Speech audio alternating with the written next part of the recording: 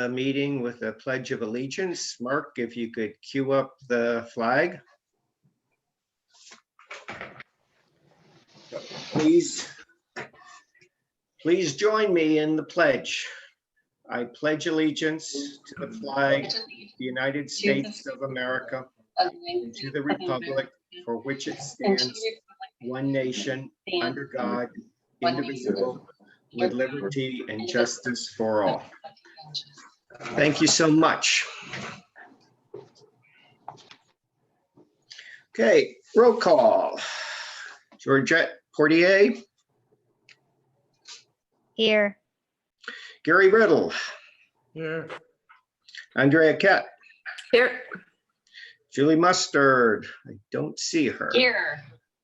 Where's here? Oh, there you go. Sorry. And Robert indicated that he would join us later. He has something going on at work till about 7, so hopefully he will log in at that point. So let's move on to adoption of the agenda. Could I have a motion to adopt the agenda? I make a motion to adopt the agenda. Second, please. Andrea seconds. Okay. All in favor? Aye. Aye. Okay, so agenda is adopted. Moving on to the minutes. Gary, you will note that Rose got the minutes from our last meeting posted early. Hopefully everyone has had time to look at it. I reviewed it. It looks pretty straightforward, and it's the format we've been using for the past year, so I have no issues with it. Gary? I sent her a correction, and right after it came out, it's been so long. I don't remember what it was, but I'm assuming it's in here. It'll come to me in a second. It was something pretty obvious. Oh, no, I know what it was. They didn't have Georgette as the vice chair on the draft. Ah, well, looks like that's been corrected, at least to my version. Okay, good. Any other comments from committee members?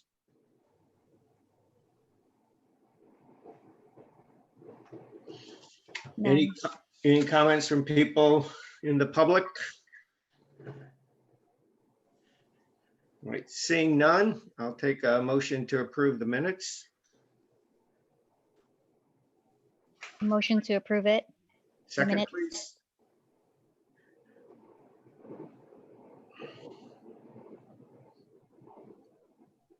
I'll second. Thank you, Julie. All in favor, say aye. Aye. Aye. Opposed? Okay, very good. We have nothing for the consent calendar. So now it's time to open up to the public for any comments on unscheduled items.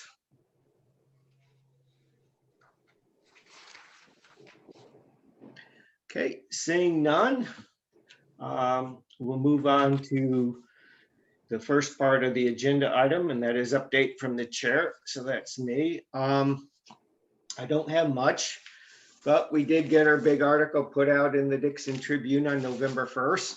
I'm really glad that's done. I actually got some good feedback from people in the community about it. So thank you to the committee members who reviewed the article, and big thanks to Lee Coop for proofreading it and catching a few things that I didn't get quite right. So Lee, much appreciated. Plus the turnaround time was, as soon as I sent it out, it was almost like Lee must have looked at it immediately and sent it back. So that was really nice. I did send the same article to the Dixon Independent Voice. They've not yet published it. I remember the last time that we sent out a newspaper article like this, it took them a month to finally squeeze it in. So they may do it, they may not, but the committee did its job of releasing it to both of the Dixon newspaper. Pat, I have a question about that. Sure. And maybe someone else on here knows, Is Dave Scholl's, I don't know if it's going to his email, but I know like Deborah Dingman is doing a lot of the work on there, or is Dave still doing stuff at the paper? No, I think his brother now owns a whole bunch of papers in Right. California, and it's going out to, is it Rancho Cordova? Some office out there. So I think his brother's name is Paul, if that's Yeah. right. So, Paul, yeah. So I send all the stuff, the email address that's never changed has been, I think, Okay. staff at Independent Voice. Independent Voice, yeah. Okay, so I just you wanted to know, make sure it hadn't gotten I was lost. up, yeah, I was up to date on that. So it was sent to Paul at the correct email address. So we'll wait and see, maybe this Friday. Thinking a little bit about the future. In May 2021, that will be my last meeting as chair per our bylaw. So it would be a good idea for the committee and folks to think about my replacement so that we don't get caught short at that time. The other thing is, you know, I certainly would like to get our third annual report completed by that time so that it is wrapped up. I know this year it dragged out till September, obviously with COVID and everything that went on this year. It's been a crazy year. So we certainly want to do better. The other thing I want to work on, you know, maybe over Christmas break is go back and revisit the website for the CBOC because it needs some attention. I think we can address that later on in the agenda. So that's it for my comments, and we'll turn it over to Superintendent Dolan. Thanks, Tad. I will be similarly brief, I think. You know, unfortunately, our return to the purple tier here this week, and what looks like an extended period of time in that tier to follow. All indications are we're going to be a while before we get back to red and have the chance to reopen. You know, I think while you're here timeline, we've got especially work on the kitchen to get done. I guess my level of optimism about getting kids back to school in person this year to any significant degree or for any significant amount of time is not real high right now. Just one guy talking. I don't have any particularly inside information or perspective on that. Just you know, well, I suppose I do sit in a every Friday public health meeting with the other districts and charter schools in the county, but yeah, I think we're feeling a little bit defeated. I think about actually trying to make the move. We are full steam ahead, and Lee will talk about this with furniture coming, and notably moving staff over the winter break. So while who knows when we're going to get to bring kids back, it is our full intent to transfer the operations of the school over to A Street, 455 East A here. So we'll continue to work on that. I did want to ask really quickly, and Monique is in the meeting, and I don't know, Monique, if we have a date when James Marta and company are going to come and present the audit, but I did want to make sure that we coordinated on the audit presentation in a way that meets the needs of the oversight committee. So do we have a date for, I assume Jesse's coming, or is it Mario? But anyway. Can you hear me okay? Yep. Okay. No, we don't have a date yet, and they haven't released either audit report. So we're looking at sometime in January, and we'll be sure to coordinate those meetings. Okay. So that's later than normal. It is. Yeah, we've had probably over the last several years kind of back and forth. I haven't had contact with them recently. I would imagine their work has been a little more complex, not being able to go into districts and go through materials. I just wanted to, so if we're talking about January now, Is it your preference, Tad and group, that we notify you and have you there that night? Would you like a separate night to get the audit report? What's your preference around how to do this? Well, I'll let committee members speak after I state my preference, but my preference is when it is scheduled that we attend that school board meeting via Zoom, hear the same presentation. That way, the folks at James Martin Company don't have to come to Dixon 2 times, one for a school board meeting and then one for a CBOC. Okay. That's extra work for them. If they could just come once and we participate for a limited part of your school board meeting and then exit off, if you can figure out a way to make that kosher so Okay. it works, I'm happy with that. I think if we get enough of a heads up notice in January that that's the way it's going to be, I think that would be easiest. Other committee members, do you have a comment? Were you asking if you wanted to have it a separate meeting from the school board meeting? Wasn't that what you asked, a special meeting? Yeah, amongst other, I mean, I think we're really wide open to how you'd like to get the audit report to you folks. So That's the same time he presents the audit for us, the CBOC, is when he gives the audit report for the district. Is that correct? well, we haven't always managed to pull it off that way. So I think it's a good practice. And Tad's idea of, basically, so we could manage to hold a joint meeting for the audit report if it was the interest of this group. If it's just that members from this group would attend that meeting, I think we can talk about that over the next little bit. But it can be informal or formal, I guess, in terms of getting the information at the same time. Joint meeting, or you're all fully informed well in advance that there is the audit report that night, and you can attend and ask your questions as you desire. Going down. Same night. Go ahead. Oh, I should say the same night. It seems like it will work out just fine. Okay. Yeah, Brian, you'll just have to be careful that the school board meeting doesn't get too many agenda items, because, the audit report would take about an hour to go through. Historically, that's how much we've spent on it. Mm-hmm. Yeah. And if you add an hour to a school board meeting, that could get it going pretty late. So that would be the only downside. You'll have to do your scheduling carefully. Okay. And I suppose we could also consider, and I'll talk to governing board leadership on this. I suppose we could also consider even a special joint meeting.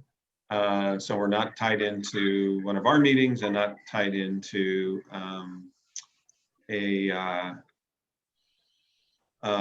school board meeting either, and have an hour on a separate night just to get it done. So another option.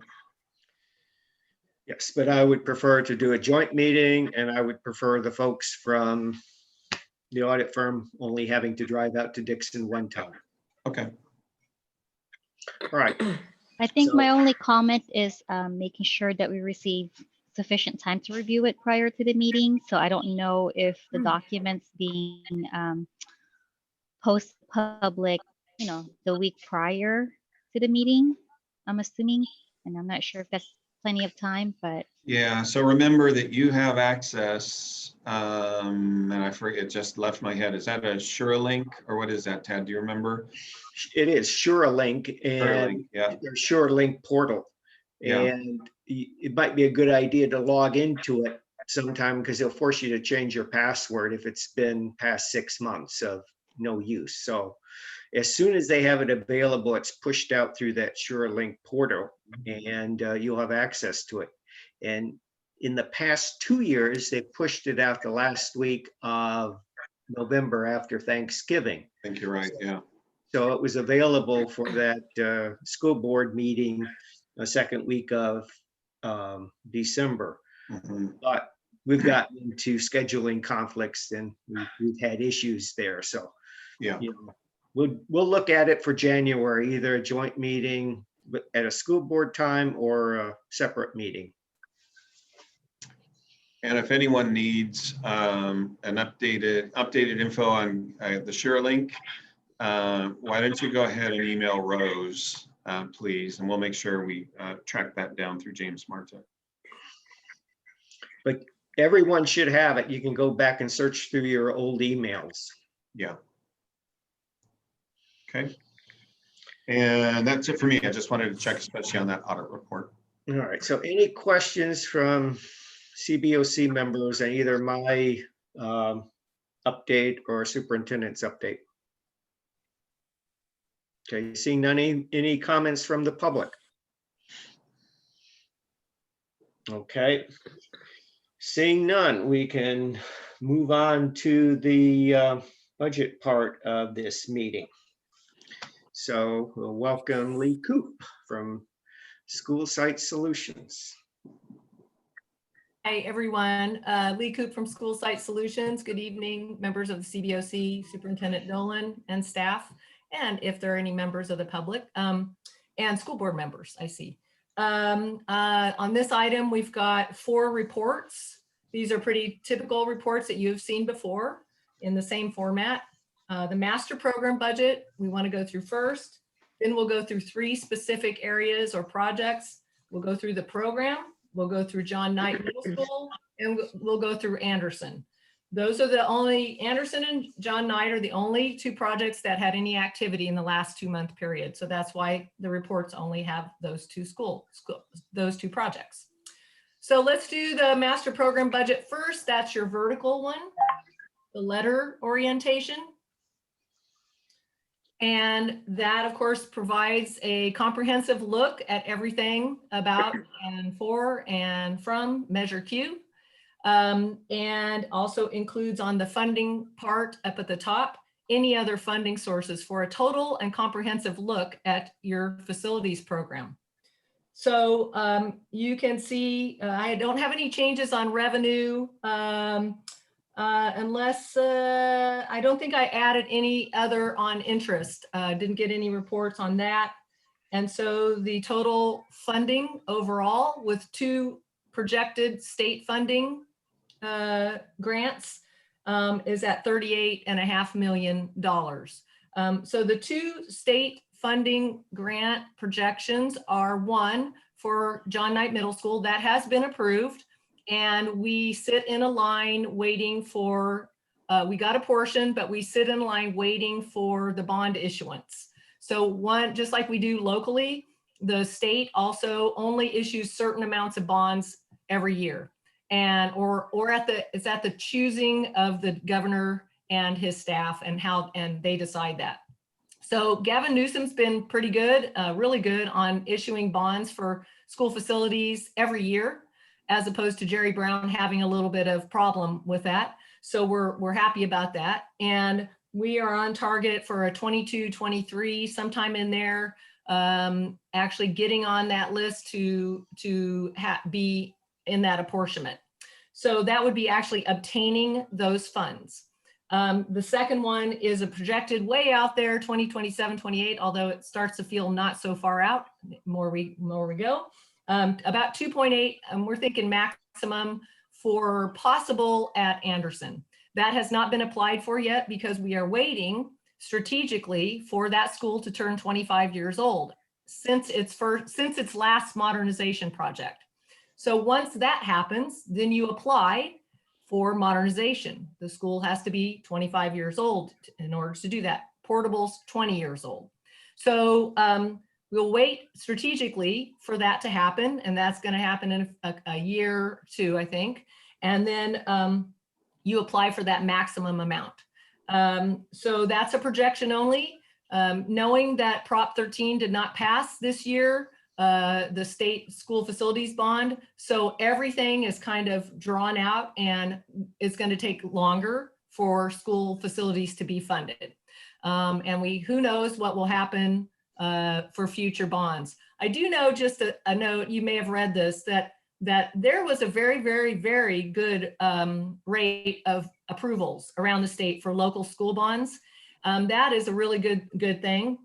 There were just fewer local bonds on the ballot than would normally be. So I think school districts were scared off by the idea of putting them on the ballot, and that may be a reasonable concern.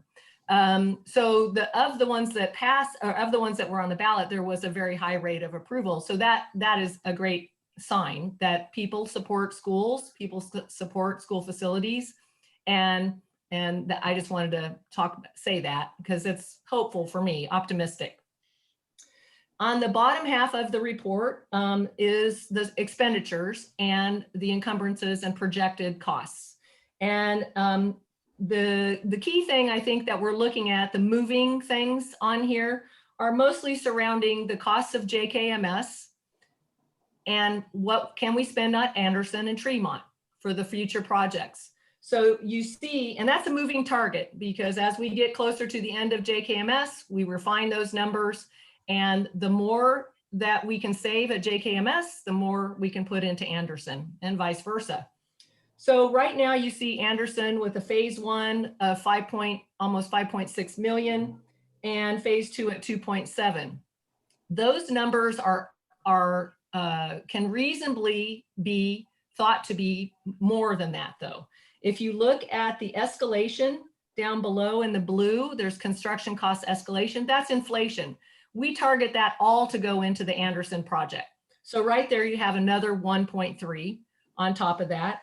And any other contingencies that we don't use at JKMS. And also at Tremont, we have a relatively high figure for the admin reconfiguration. And since then, we have been discussing doing it in a different way that won't cost so much. And Superintendent Dolan, you might want to talk about that because I think you're more familiar with that than I am. Sure. You know, the objective is to be able to secure that front side of the Tremont campus because there is an open door, open gate for access for anybody to walk in all day long. So we have been looking at reconfiguring the office to put a single point of entry there and eliminate that access point. Really going to be a pricey project. So what we're exploring now is altering the current fencing design and being able to get that access control at the front side, probably putting in a buzzer door, potentially a camera buzzer door to be able to admit people in one at a time or after they've been recognized or checked in, those types of things. So it would be a much less expensive alternative to redoing, you know, a big chunk of the inside of that building. Is that just a temporary fix? No, it would be permanent. We would do the fencing right. It wouldn't be chain link, you know, it'd be the wrought iron ornamental style fencing. You know, whatever kind of camera and buzzer system there would be intended to be there permanently.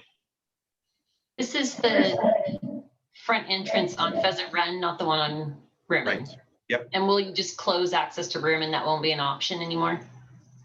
Yeah. Okay. Yep. There's a lot, I go to a lot of schools in Sacramento area, and that's exactly what you just get buzzed at the gate for that much savings. I think that's a great idea. Yep. So is that in lieu of the projects listed here then, the reconfig and the retaining wall, or is that? The retaining wall still has to happen.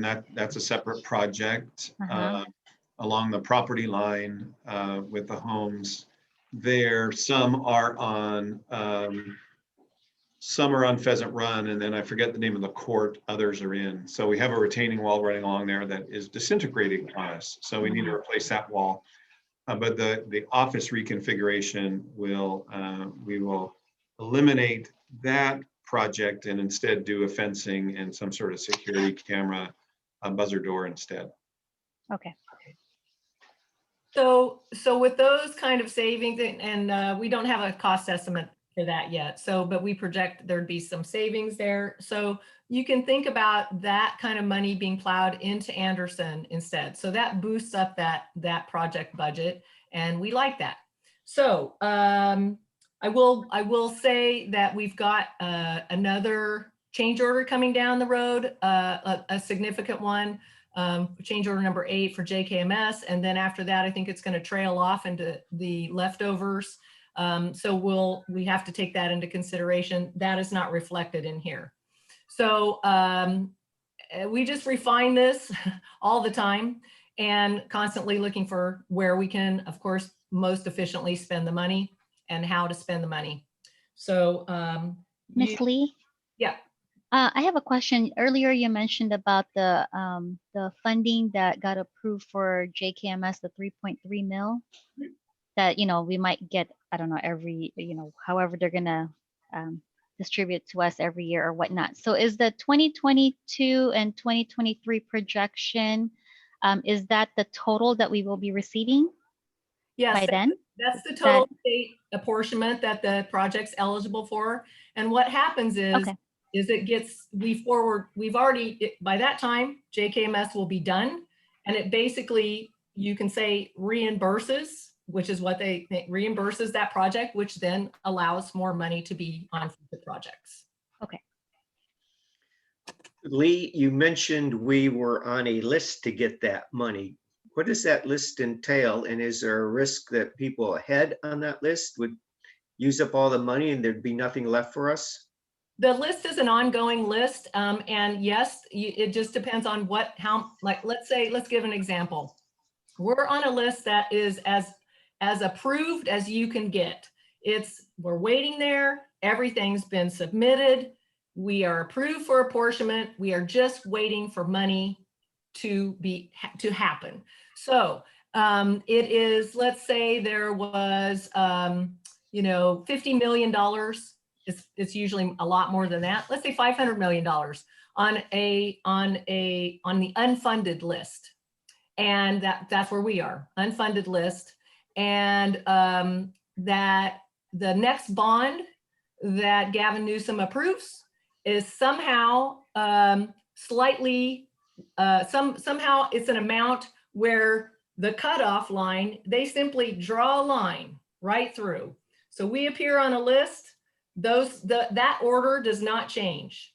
Nobody's going to bump up ahead unless there's it would have to be some special thing where it definitely has to be approved by the state allocation board. It's not just a routine, people are bumping up ahead of us. So it's a pretty good certainty. It's certain that we're approved. What can always hold up things is the money's not in the bank yet, right? So what if somehow Gavin Newsom started saying, let's not issue any more bonds because of the debt of California? That would halt everything and would delay. So those kind of things can happen, but based on the trends and what we've been doing, and his staff know that there's a backlog. So there would be no reason to hold it up as long as there are tax revenues coming in to pay off those bonds, which is happening. That's still happening. In fact, those are happening a lot more right now. There's a big tax revenues coming in. And as long as that happens, then we're there. So, but we don't know, Tad, where, like how many issuances would it take? Based on what Chris DeLong, our consultant, or the school district's consultant knows, he says like, oh, okay, $1 billion got issued here. That cut off that list. $1 billion got issued there. That cut off list. That means Lee and Brian, we're projecting that you're gonna be okay in 2022, in that school year. So that's why it's there, is on that year. That's a projection. All right, so it's a continuous process of just whittling down that list. Yep. Okay, thank you. That makes it understandable for me. Okay. Yeah. If you can understand this SAB and the OP and all that process, Tad, you are a better man than I am. Well, okay. So, but just that part, that's a good thing.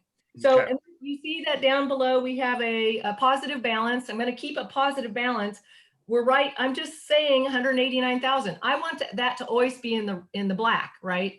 The only way that would become in the red is if somehow we overspent on Anderson when we get to it, and all of a sudden the expectation is we'll have $10 million and now we need to take it back to $8 million. But if we do our work properly, you'll never see that because we're refining the cost estimates and having reasonable expectations of what that project will consist of. But that's what I do. So that's what we do, and try to, from beginning of hiring the architect all the way through to bidding the project, there's a lot of process in there. Georgette knows all about it, and you have to do all those steps to make sure that you're not over budget. The second page has the hard and soft cost analysis for the entire bond program, and we're looking pretty good on that. 87% hard, 12% soft. You'll see that change just a little bit more soft as we do Anderson, because the district has no, well, we aren't going to do it the same way that that it had been done in the past, where some of the stuff that has to be done, say at Anderson, gets taken off and done by a contractor ahead of time and sort of like try to slice off some work to supposedly save money. That's not going to happen most likely unless it makes sense. In other words, the general contractor, such as a Burco, will have a project at Anderson, and there'll be very little, if any, other types of contracts going on there as far as construction. So it'll look a little different. You'll see a little bit more soft costs and a little bit less because we've got to do that work. And that's about, still will remain within the standard. So that's the program, that's the master program budget.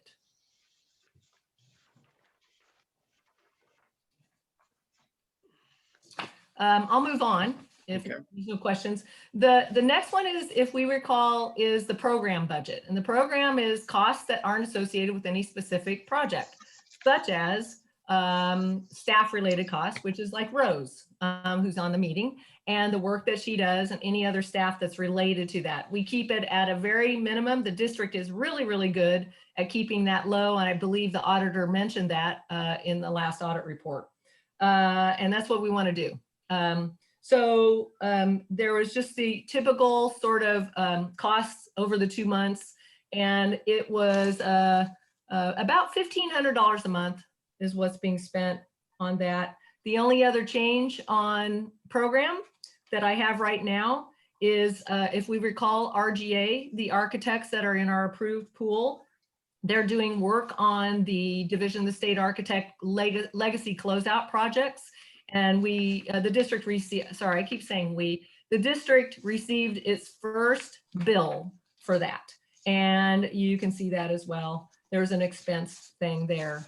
And that was down in section 300 under consultants.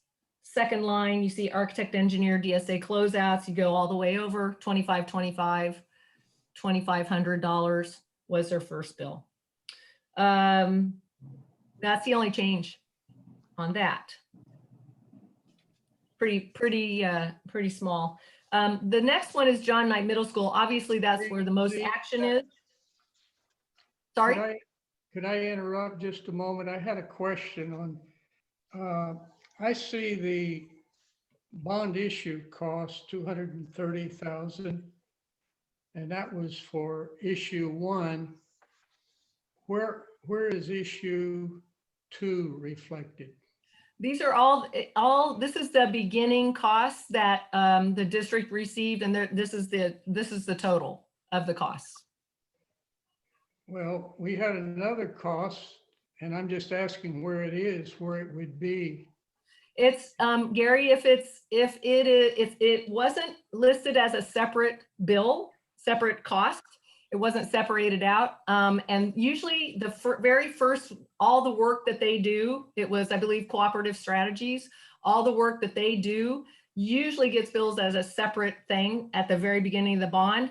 That came way at the beginning, back in 2016, 2017. And then since then, what happens is you see a net amount that comes into the bond. So you can see on the issuances, it would be back at the master program budget, Measure Q bond issuance. If we go back to that one, on the very top, you see the 19,230,000 and then the 11,164,000. That's net out of it. So that's how you see those costs.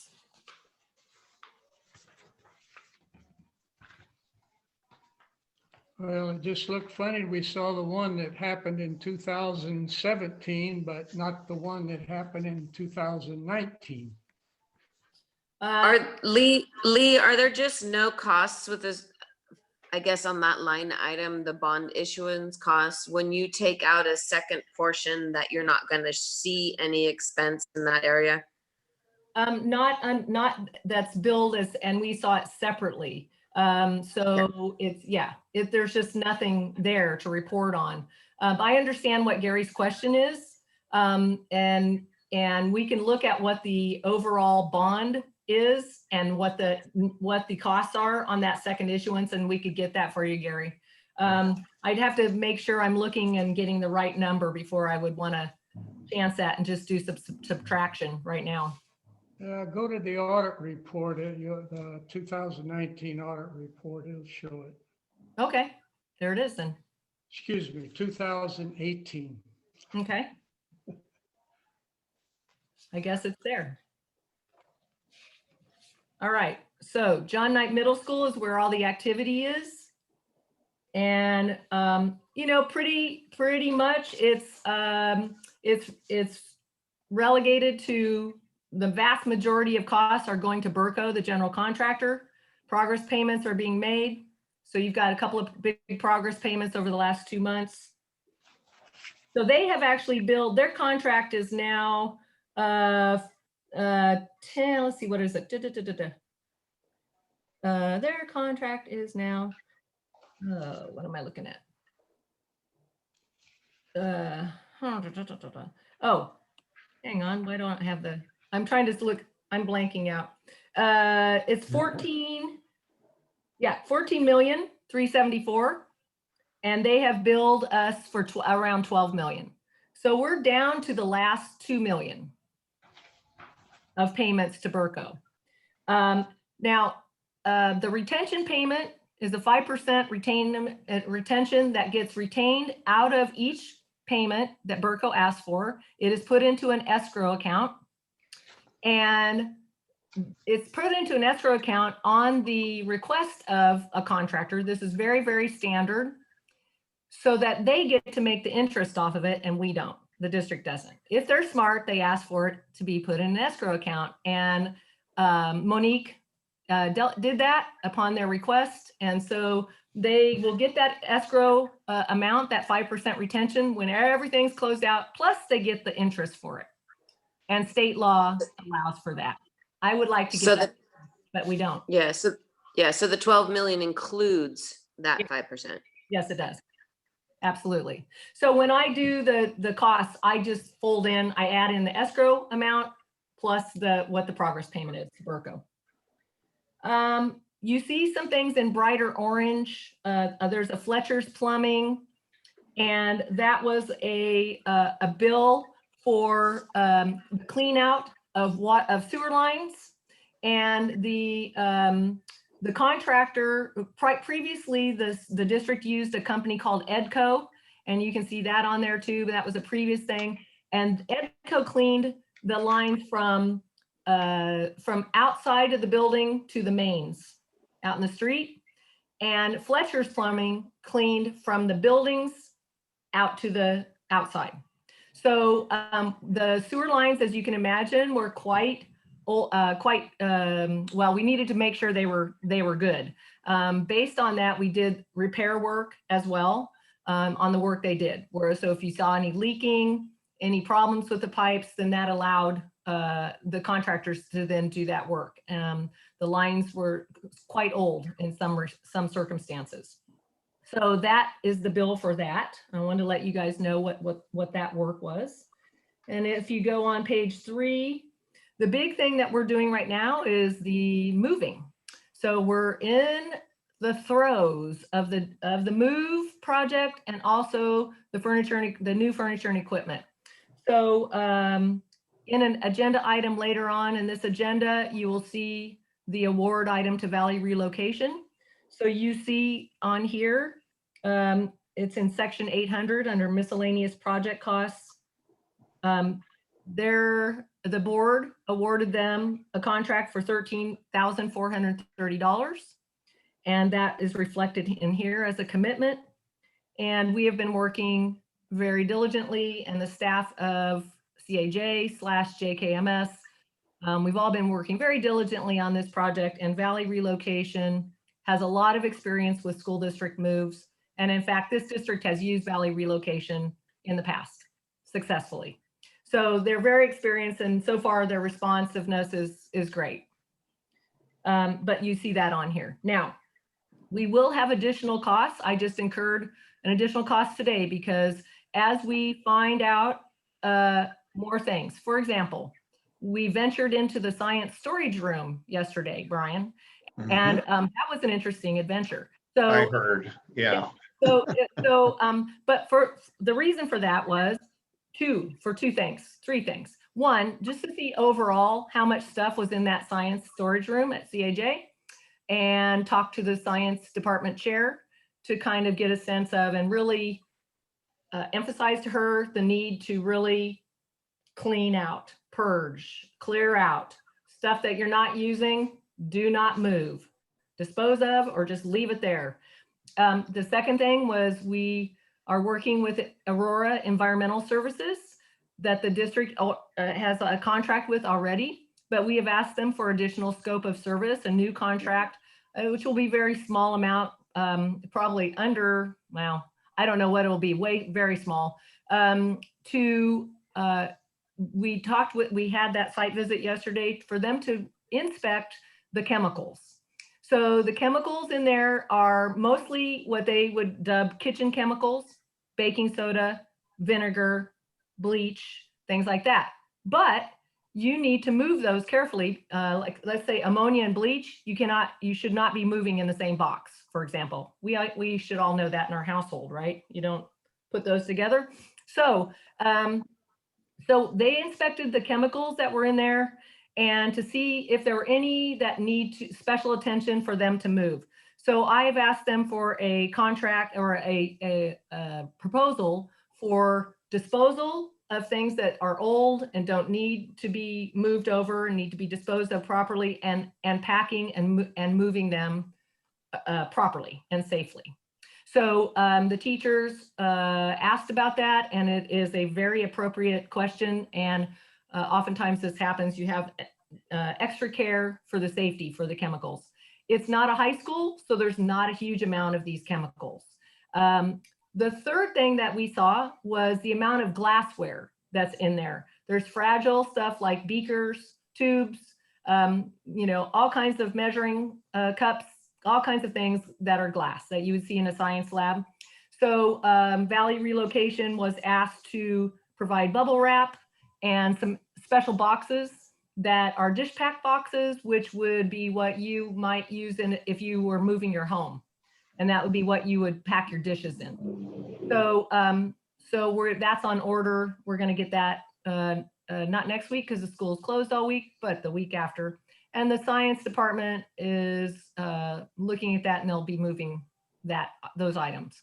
So there'll be very little things like that as Valley Relocation, little things that we adjust up, and then we'll provide to you and the board the final tally on it. Ms. Lee, quick question. Valley Relocation, do we need to pay them prevailing wage or not? No, I consulted with the attorney on that.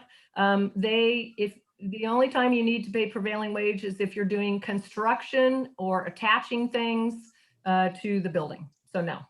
Good. I got the same answer last week. Yeah. for my project. Yeah. We checked on that, and that would have risen the cost. I mean, raised the cost, but if you have to do it, you have to do it. But typically moving services are not prevailing wage. All right. And those are the only changes really. A change order 8 will be coming down the pike to you in January. You'll see that. at your January meeting. But otherwise, that's it for JK. Miss Lee, I don't see anything under FF&E you guys haven't procured yet. Under what? Excuse me? Under FF&E, furniture and No, equipment. we have done that. And did I put that in or not? I still see the 700 budget, 700K, but it doesn't say how much. Oh, yes, you're right. So I need to put in, you have an item that's later on in this agenda with the amount so far. And what that would be, thank you, Georgette.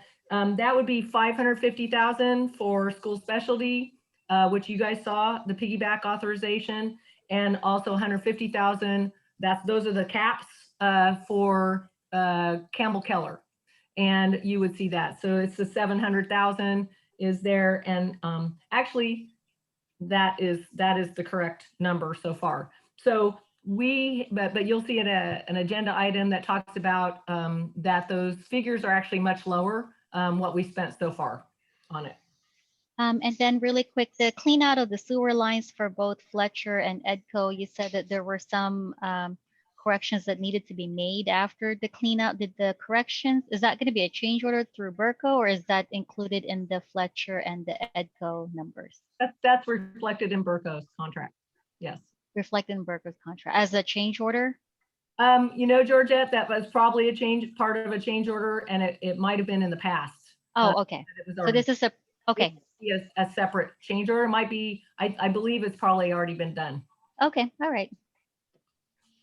Lee, one question on the science closet clean out. I assume it's more cost effective to move this stuff than it would be, just toss it and not move it and buy new stuff at the John Knight Middle School.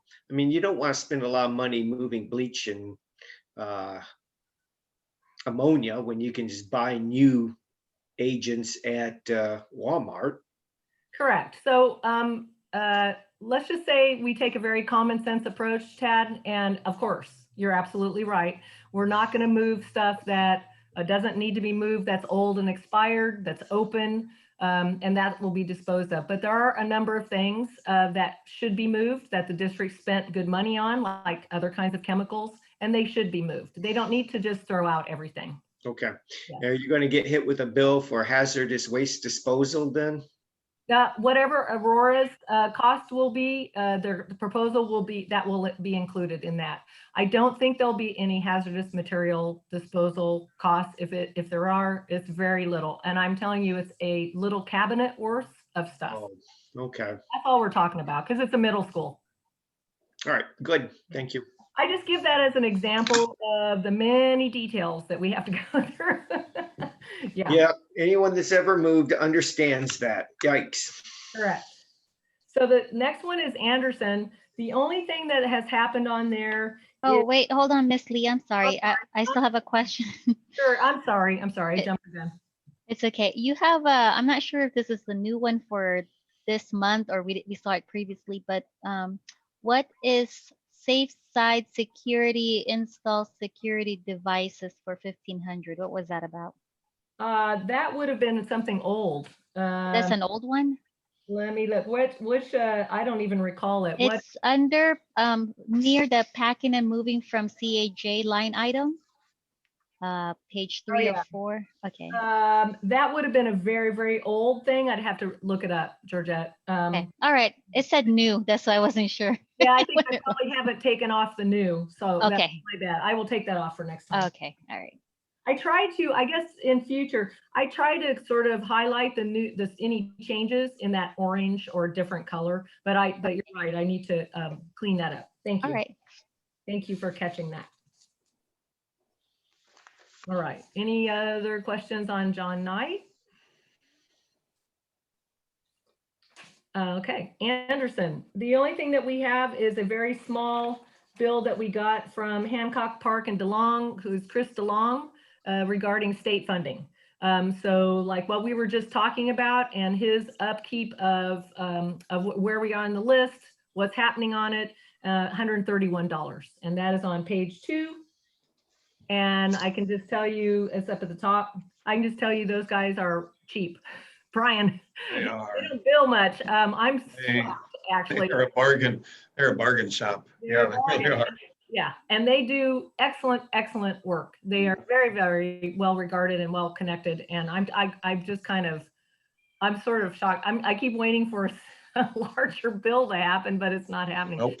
Yeah, so I'm very pleased. I mean, I think the district should be pleased with their services. They are responsible for getting hopefully getting that $5 million. Plus they work on the farm project too. That's not billed for Measure Q, but they were very instrumental in getting a CTE grant for the district for that general fund, not Measure Q. Okay, so that's the only thing on Anderson. January, when I can get my head above water on the furniture and moving stuff, and that will happen soon. I will be able to start moving along with an architect agreement for Anderson, and we'll see a bunch of stuff come down the pike for that. There'll be probably a cost estimator, the architect, and some other consultants that right off the bat will contract with and start to procure their services, go through processes that we need to do, and then get contracts going for Anderson. So I'm pretty happy about that. It's a little bit, I'll tell you, it's a little bit hard with COVID because I really, really like to include the site users, and it's going to be difficult to have committees. Normally we would set up a modernization committee for Anderson, and that really informs a lot of how that project may happen. And it also serves as liaisons with the rest of the staff. And so that's going to be difficult with COVID, but we'll do Zoom meetings and do things that we need to do. We're not going to let it stop us. So those are the budget and expenditure reports for that item, and I would ask for approval as presented as a valid Measure Q expenditure. Okay, so committee members, let's put in our last questions to Lee. Okay, don't see any. Gary, unmute. I missed it on the furniture and equipment. We have two lines with that 700,000, and then we have a total of 700,000. What was the difference between those two lines? So when you look at the report, if you see the things in light yellow, those things are the part of that top 700. So in other words, that 700 is a total of the next 1, 2, 3, 4 lines below it. No, 6 lines below it. No, excuse me, just 4. The 4 lines below in light yellow, the lemon yellow, total up to the 700 above. So that just gives you, it's a roll up type of number. So it's the same number. 700, it's not 1.4 million, it's 700,000. Is that what you were asking, Gary? Yeah, I guess I just didn't understand your explanation. Yeah, if you take a look at the whole report and you can kind of add up, it's everywhere in the report. There are these lemon yellow types of sublines, and those are very specific items that then total up to that top line. I don't have a. Color printer. I'm Yeah. looking at page 3 of 4. 3 of 4. Yep.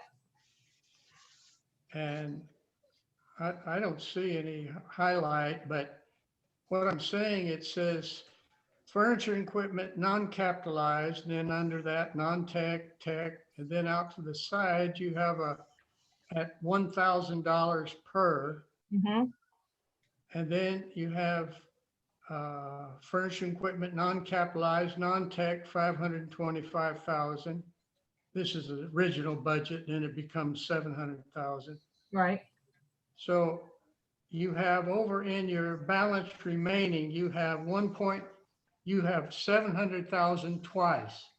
but your total is only 700,000. Right. So let's go, we can go line by line and maybe this will help. It does help if you, so if you don't have the color printer, it is more difficult. Well, I have a color page and Okay. there's nothing on it in color in that group on my page. I got it from the school district. Oh, okay. So maybe Brian, we should make, well, no, they're in color. I think maybe the rest of the committee has it. Well, in color. Mine is in color. It's just Okay. not anything in that column or that whole group there. Code 7,000. There's nothing in color there. So you don't see, okay, well, let's go beyond the color. So let's just go look at line by line and maybe this will help. So that you see for F&E non-capitalized, right? And it's got 700,000 as the current budget, right? And there are 4 lines below it that they are part of that 700,000. So if you take the next line, next line, next line, and next line, they add up to the 700,000.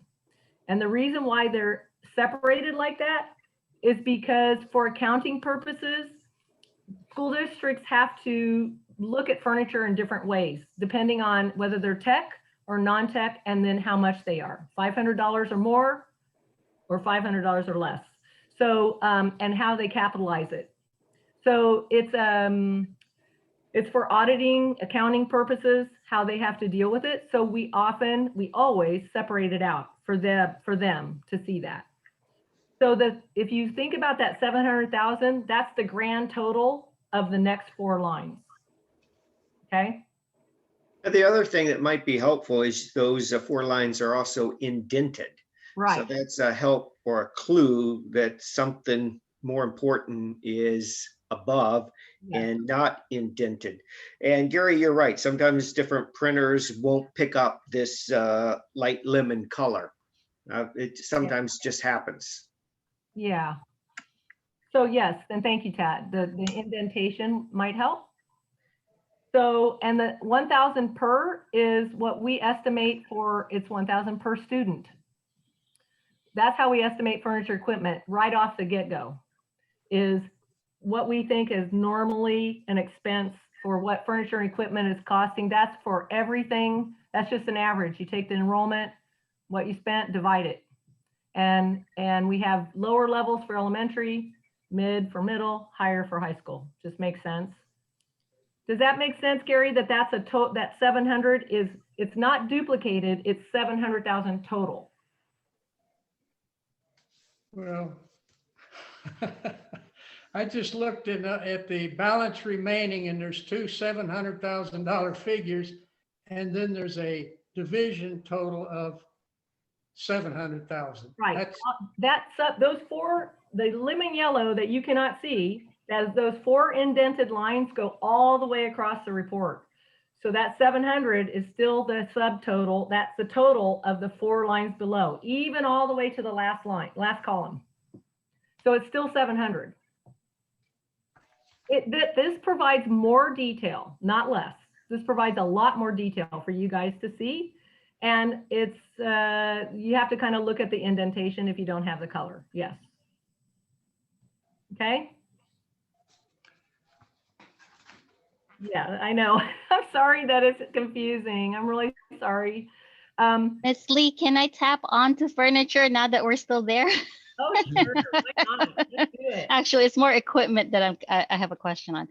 So these are all furniture related, I'm assuming. Is the bond paying for any equipment for AV, or I don't know what it is now with the schools. I don't know if they use projectors, TVs with laptops. I have no idea, but Yes. So yes, we and it's interesting because the bond, the very strict language way long ago was that bond money could not be spent for technology, but that since has been overturned, and the court says yes, you can spend it for technology if it's if it's a low amount. In other words, you couldn't spend the entire Measure Q on only technology. The reason for it, it doesn't last very long, right? And you have to buy more. So it doesn't make sense to be paying interest on bonds for 25 years when the equipment is done in 3 years or 5 years. So yes, but they do allow school districts to buy technology, but the technology is down below in another line, or I should say above. The technology actually comes in section 500 under construction costs, and you see low voltage. So low voltage, which with a whole bunch of stuff in there, and I have a placeholder of 300,000 in there, and we think it's even going to go lower than that because the district is using E-rate money for the vast amount of the stuff they're buying and other funds. So it's not going to tap into Measure Q. Mark is very efficient in what he does, and he has other sources of funds, which that's also a savings, by the way. Okay, so it's just in the low voltage line item. Yeah. Okay, all right, that's all. Yep. Any- Okay. Okay, sorry, one last question. Sure. Just drop dead. We are on time. Everything is moving forward. The January date is.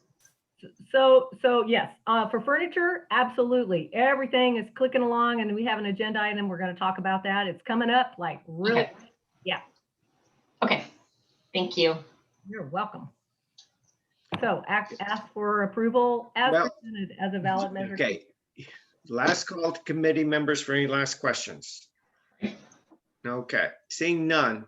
Any comments from the public? Any questions by the public?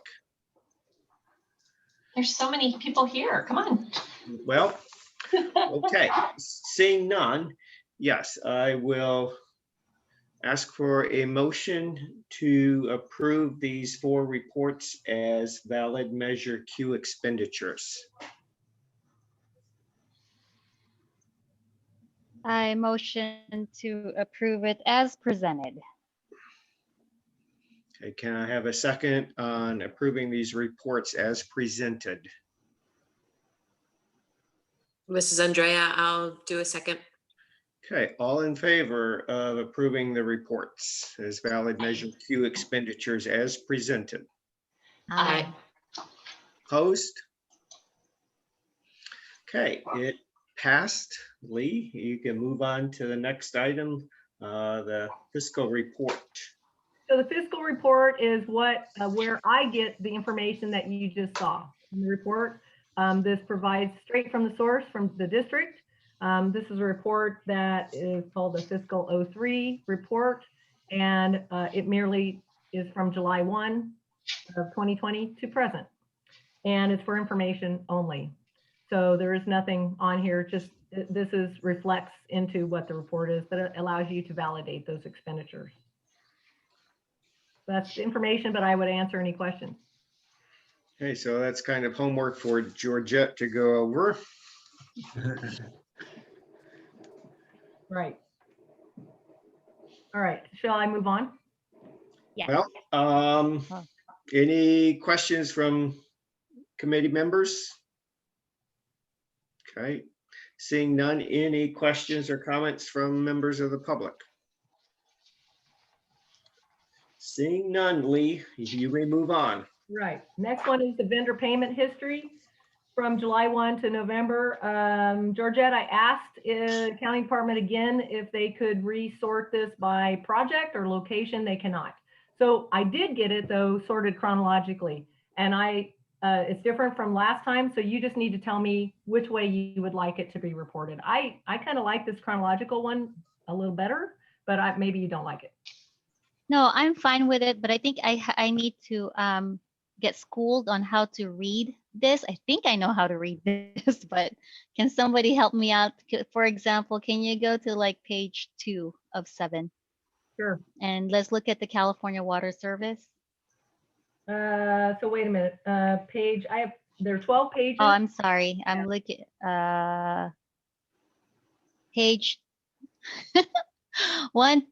page 2 of the detailed report. Just look for California Water Service.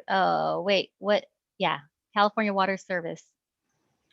By vendor, right? You're looking at the by vendor No, report. I'm looking at it chronologically, which is what I gave to Rose to send out. Well, we got it by vendor. Oh, shoot. Okay, but I found it. So Oh, you found it. So Georgette, I found it, but you know, I had it, sorry, it should have gotten to you chronological. I'm not sure what happened with that, but I'm looking at California Water Service right now. Okay, no, I actually like this. I prefer this format. The question that I have is, for example, there are 3 items listed under California Water Service. There are 2 encumbrances and one expenditure. So is like, it should be zeroed out eventually, right? Like, Well, you know, I'm not seeing the same thing that you are. oh, Sorry. well, look at the attachments in the board agenda. Did I say board agenda? In our CBOC agenda. Sorry. Sorry about that. Let me just. No, it's okay.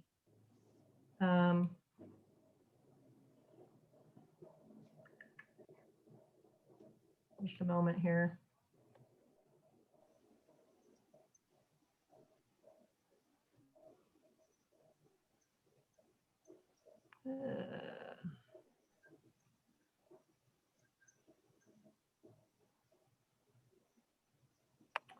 Sorry, guys. Okay. Here we go.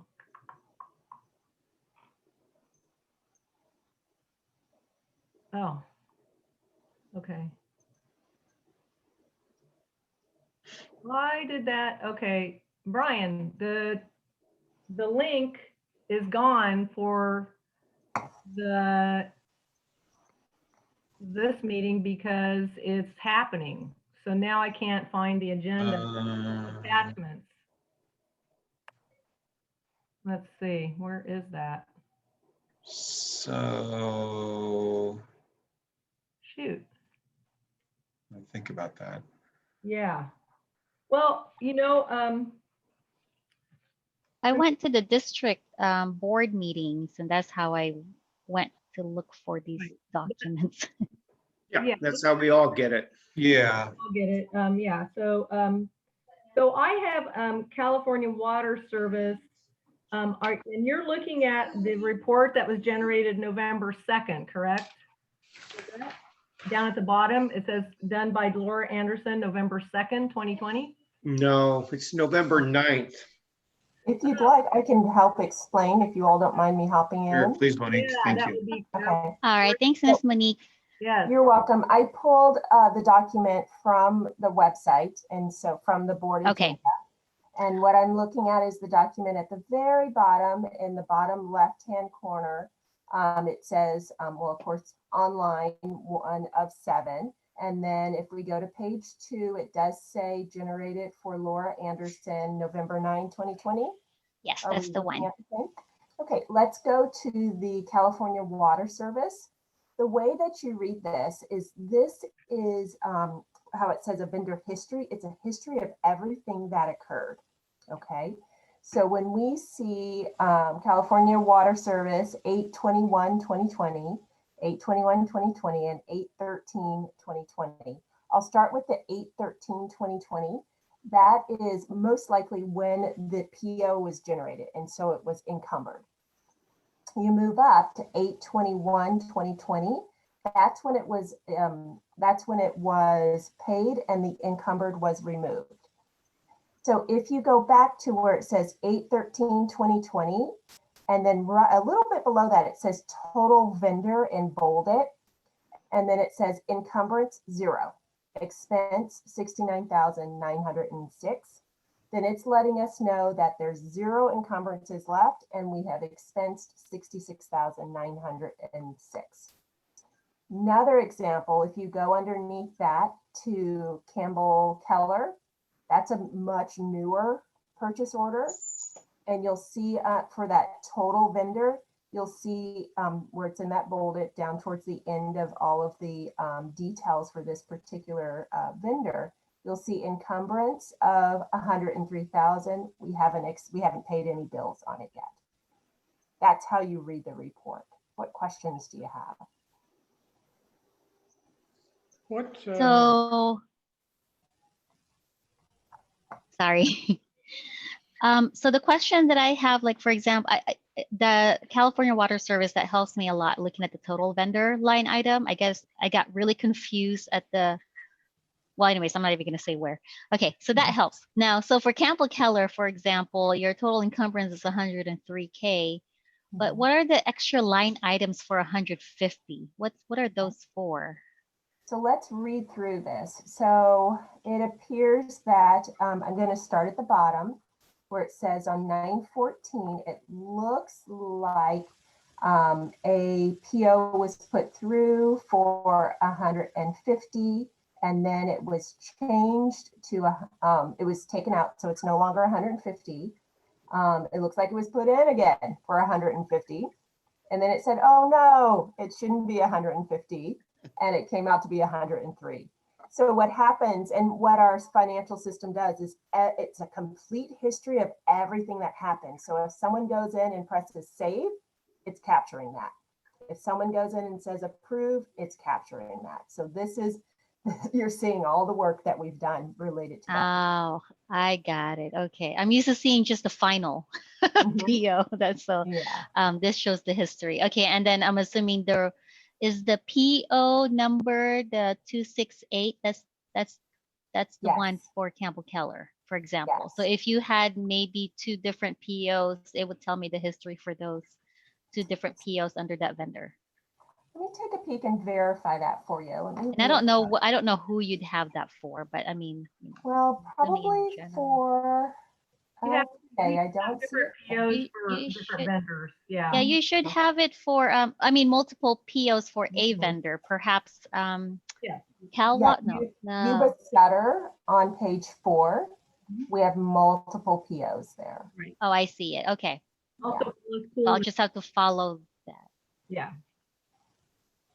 Okay. Monique, one question. So you went through the Cal Water and the Campbell Keller. So at the far left, for California Water, there's the total of 66,906. And then for Campbell Keller, there's nothing. So in that, I'm sorry, far right column, in that very far right column, when you have a number there, what does that mean? So look right before that number. It looks, well, let me make sure I'm reading this correctly. You definitely need to do a 1099 on that.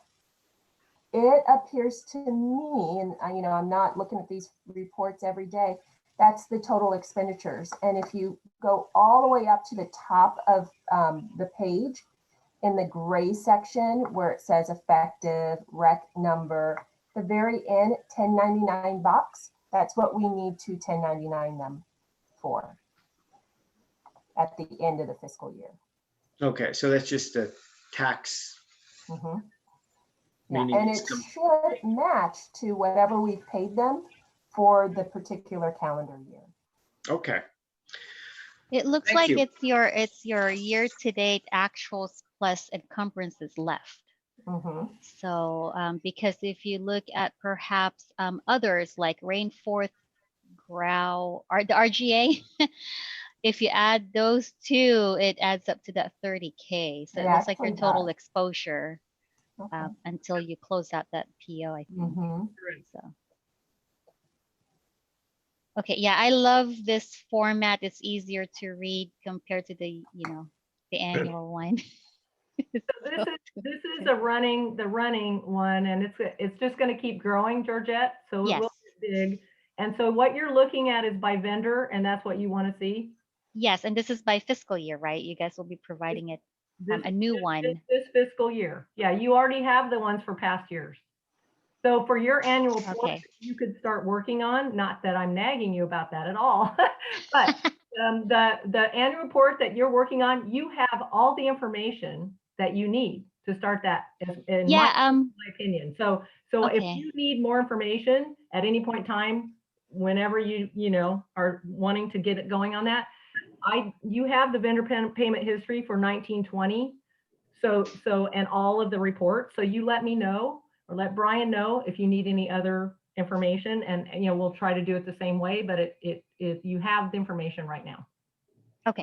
Georgette, do you have it up through June 2020 by vendor history like this? No, I didn't get it last fiscal year. We're just now getting it for this fiscal year. So I think So- I did send it out, but I will send it out again. Oh, I'm sorry. You did say, you're saying that you sent it previously? Oh, my bad. No, I haven't seen it yet. So maybe she has. I just haven't. I think gone for probably it yet. when we were doing the cleanup, it was probably the September meeting. Because Okay. you had gotten it before, but that was when the accounting department is closing out the books and there's payments either made in the previous year or next. And by September, they had closed out. And then we could for sure say, these are all the payments that were made under 1920. Okay. And then I'm sorry, I'd hate to go back. Can we go back to that fiscal year report? Mhm.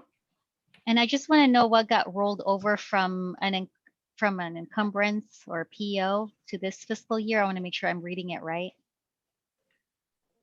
What got rolled over? So Yeah, like the remaining encumbrance for, very confusing. oh, That's thanks. interesting to look, but you've got to be able to look at the September report and start to compare things. And we could go through it. Probably this meeting's not the best time to do that. Okay. But yes, we could go through it, and Monique could give a lot of guidance on that too. It's Yeah. pretty confusing as the year-end closeout happens. And I'm not an expert on that, and Monique would be able to help on that. Okay. Thank you. I'll probably request for a separate meeting or something. Yes. Please do. I have a question of interest on the Cal Water. What period of time does this cover for the water bill? And I'm assuming this is just for this project. This is not for a water bill, it's for the connection services. And it was very much negotiated out, and as my understanding, and over a long period of time, and the work's been done, and there will be savings out of that. The team negotiated that, and I believe, Brian, if you could probably expound on that a bit more. Yeah, this was for a 6-inch fire line, one on A Street and one on C Street. And we initially were quoted, I think Monique mentioned the PO was in there for 150,000. And we flipped out when we were told that we were going to have to pay that much. So there was a concerted effort made to get things redone. So at this point in time, part of that hookup was in our contract with Burco. And then we paid the 66,000 change to Cal Water, and we're going to see a rebate out of that 66,000 here once the dust settles. So this was not a water bill. This was a connection for the fire system. And Gary, I took a photo of one of those water mains for fire suppression that ended up on the front page of the Dixon Tribune. So we got a record of that money expenditure.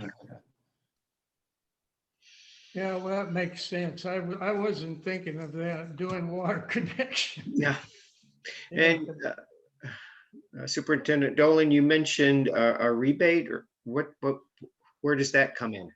Well, just that that 66,000 was a projected cost, and we wouldn't really know until the project was completed. So we paid that bill initially, and now Burco and Jim Bombachi from School Site Solutions and Cal Water will put their heads together and figure out what that actual final cost was, and we're expecting to get some money back from Cal Water. Nice. Yeah. I think the biggest thing to look at really is that they wanted to originally charge us 150,000. Yeah. Yeah, that's the big thing. This is what a good construction team does, by the way, for you folks, is to get that down to the 66,000. And then now we're going to get even more back. So, that is good construction management right there, if I do say so myself. Yes. Thank you very much. And the committee certainly appreciates it. Can I have a quick question for Miss Monique?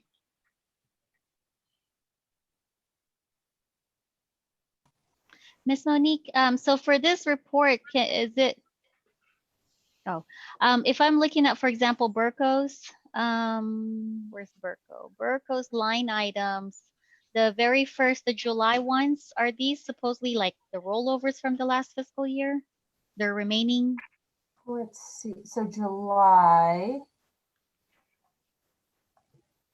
Let me do a little bit of research to Okay. make sure I know exactly what that is. I would assume, but I don't, well, those look like, or you're talking if- about the encumbrances. Right, anything that July 1st, I'm assuming those were kind of like rollovers from the previous fiscal year of Mhm. their PEOs. Can you just confirm that rather Yeah. than having a separate Zoom or something?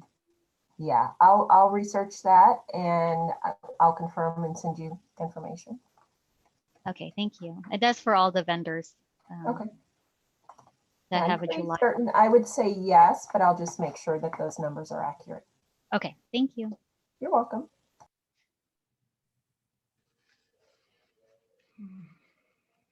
So that was an information item too. I appreciate all the questions. Okay. Also, thank you, Monique. Before we move on, any comments from the public?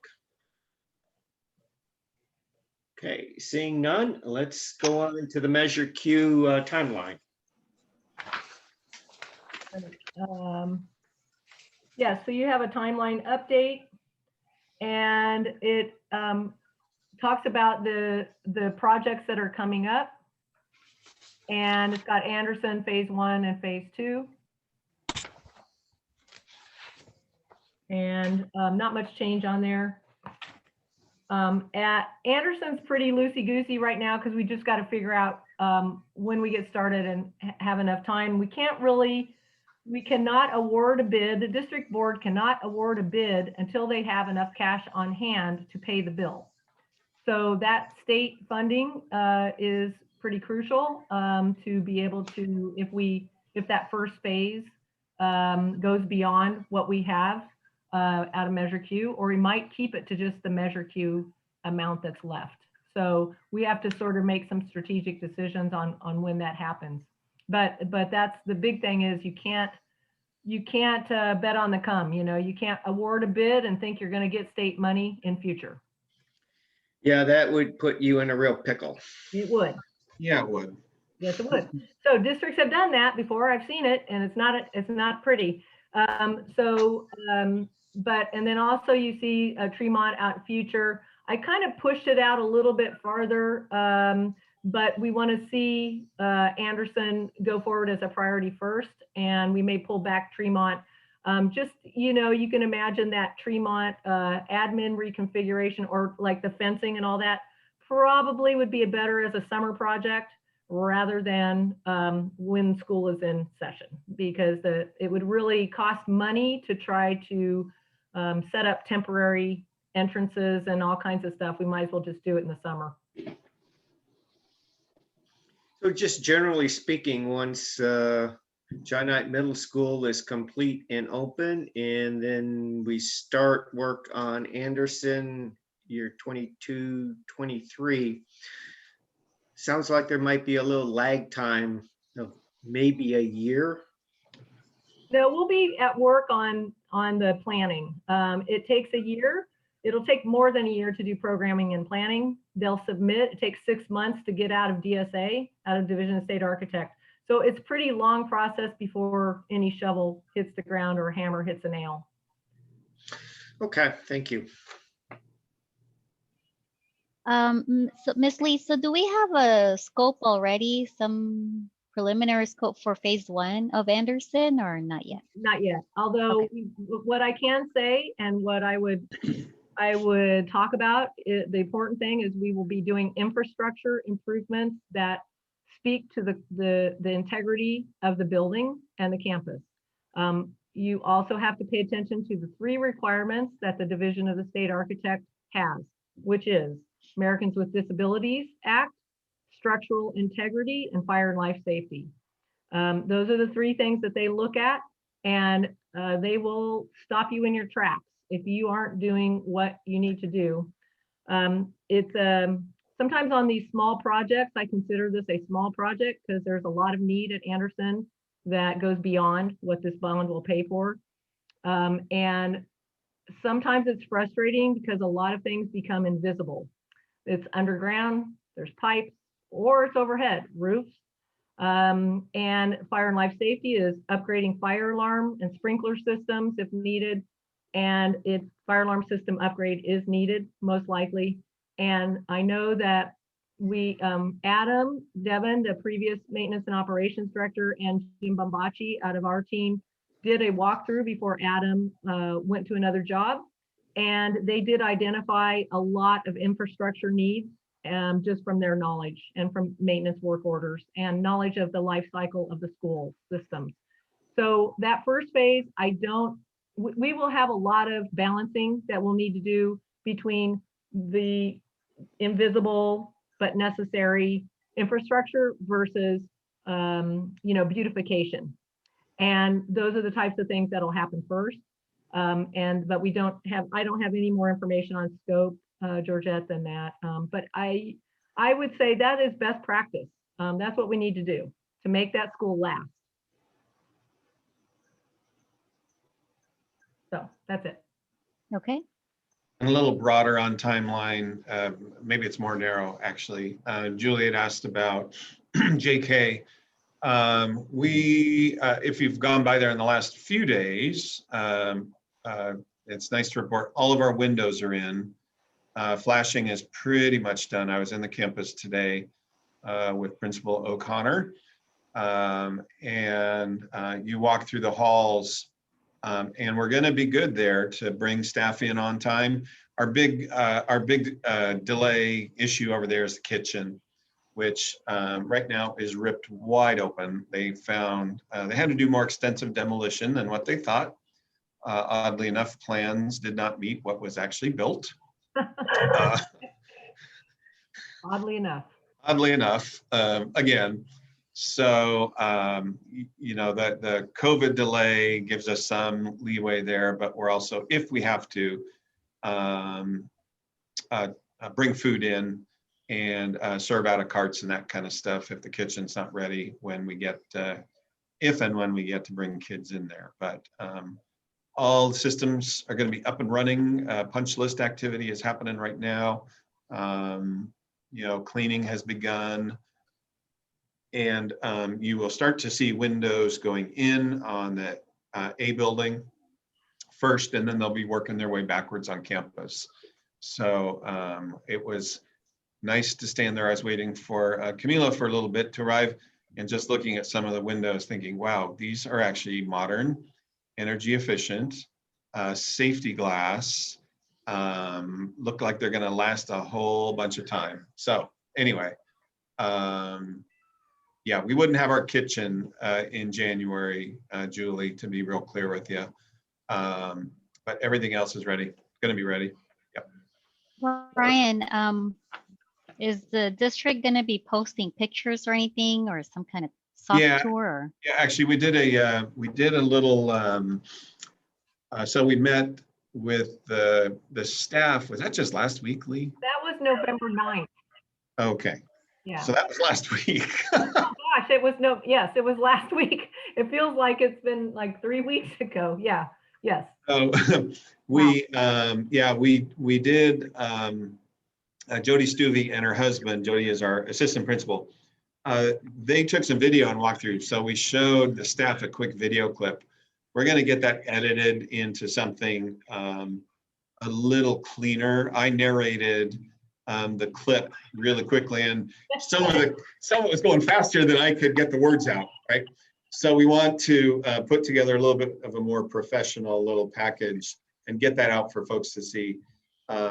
Because you look at it the outside and you think, oh my God, how could that place be ready in 2 months, a month and a half, 2 months or whatever. And you go on the inside and it's like, oh, I see, this place is really close to being ready.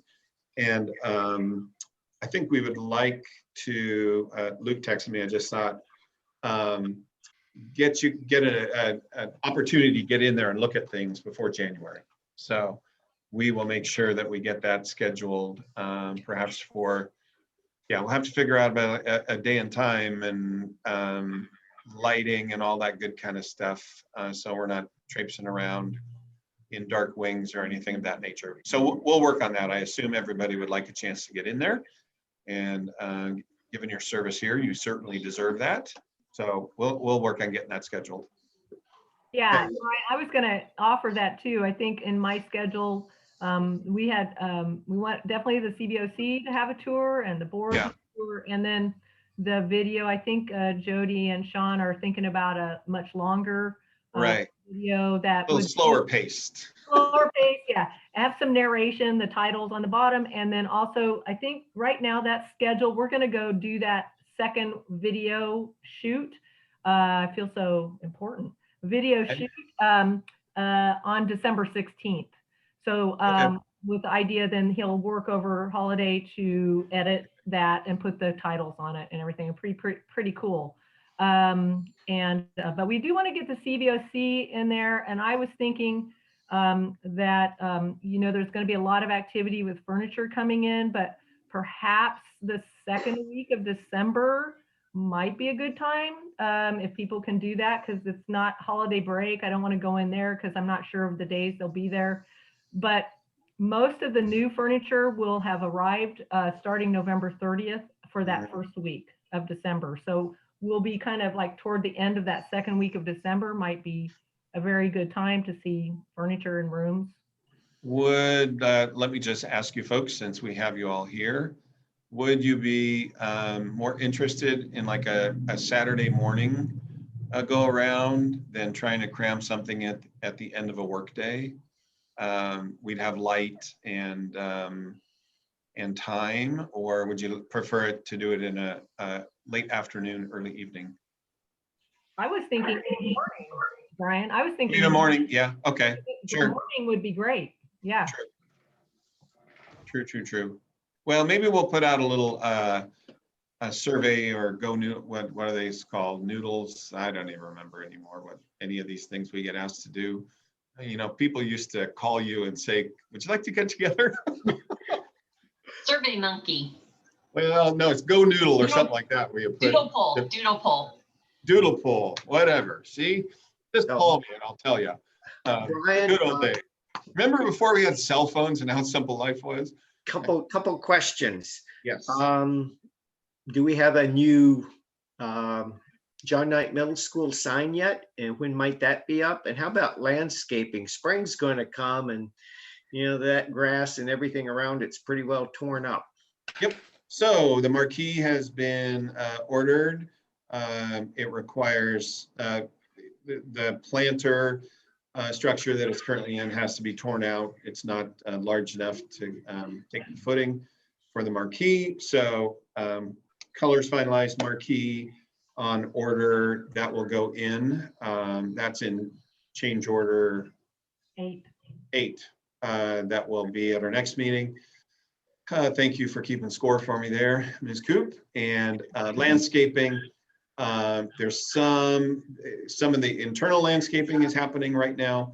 And then, yes, we don't have a lot of curb appeal right there at the moment, Tad. So yes, there will be work done to spruce up that outside part of the campus as well. Yep. Is that going to be discussed at a future school board meeting? I don't know that it would specifically. Are you talking like design or? Well, expenditure, or is that coming out of Measure Q money? So no, that would be Q money. Yeah, as part of the project. Yeah. So we would not do that separately. And there's some pieces of landscaping that are in contract and others that were not included. So we've been talking about that, but everybody on the construction team says, no, we want it to, the grounds have to look nice too. Otherwise all of our good work gets kind of, it's not overlooked, but diminished in value, right? It's got to look good too. Yep. Okay, and comments from the public on the timeline update? Seeing none, let's move on to the Wallace Kuhl renovation project increase. Okay, we have a couple of these. Wallace Kuhl is our testing labs, and there are 2 items on here. The first one is for the increase that is needed for this renovation project. And that is the increase in scope and the extra work that they're doing. You can see their proposal letter and how that works. And they are doing testing work on everything. They do all the testing labs, testing lab work, shop and field welding, concrete, everything like that, and more, earthwork. And so this is an increase that is necessary because of the increase of scope of work. And it's in a not to exceed amount of $15,000. This was approved by the board in September. And so this would be an action item for you as a valid Measure Q. Wow, Measure Q. It's catching, it's catching. Yep, Measure Q expenditure. And I entertain any questions. Okay, so also the next Wallace Cool item. Yeah. Looks like both attachments are the same. Was that correct? No, that shouldn't have been there like that. There are two different attachments. So that happened. Okay, so the second one is yeah, you're right. The attachments are the same. So it's confusing. So Rose probably got confused with it. They look really similar. So let me just talk about this. The second one was for the window and kitchen project. So since that's a separate DSA project, a separate bid, we have separate testing lab contract along with that. So that is for a total of, oh, excuse me, you know what? I'm looking at window. Oh yeah, sorry. The window, I'm sorry. Gosh, Brian, my brain, sorry, Yep. my brain today. So the first one was the increase. No, the first one was window and kitchen. Okay, so the window and kitchen is for that project. And that's the one that is $12,125 for that project. Sorry, the second one is the increase in the existing contract. That's for the renovation project. And that is for $15,000. It brings their total contract up to a not to exceed amount of $55,150. So that's a very much bigger slice of it, right, than the window and kitchen project. So those two items, one is an increase, one's a new contract. Both of them were approved by the board on September 17th at their regular meeting. It's the same work for both. They're not duplicate work. It's not duplicate work. They have to do different things. Kitchen work, there's a lot of concrete testing. Brian was talking about all the demolition that happens. That's all concrete floor, foundation underneath there, and it's all dug up. And so any new concrete that's poured, they've got to do all the compaction testing, et cetera. A lot of work. Okay, Can I so ask that for the, I'm so sorry, Tad. so what we got was the increase of $15,000. So that pertains to item E. And what we're missing is the increase of $12,125 for the kitchen and window project. Is that right? Yeah, I think that it looks like that's what you got. So I can, between Rose and I will resend her separately. I knew this would happen because it's so confusing because there's two, they look exactly alike. So my apologies. So the $12,125 I will send to Rose again. And if she could send that out to you, you would have the backup for that item. Okay. It So looks very similar. I would just say the scope of services are the same, right? Yeah, they are, yeah. The same kind of testing for both things. And again, this is not duplicating the work. okay, so just real quick, explain the purpose of the scope of testing again, because I missed that when you first started. So if you can look on the letter that you did Yep. get, look at the first paragraph, and they tell you what the scope of work is, all the different areas of testing that they have to do. Right, and I'm just asking for a general explanation why that is traditionally done. Testing lab is very important to make sure you've got the right standards for construction, for structural integrity, for the concrete to hold up, for any earthwork, compaction of soil, so you don't have dips in soil.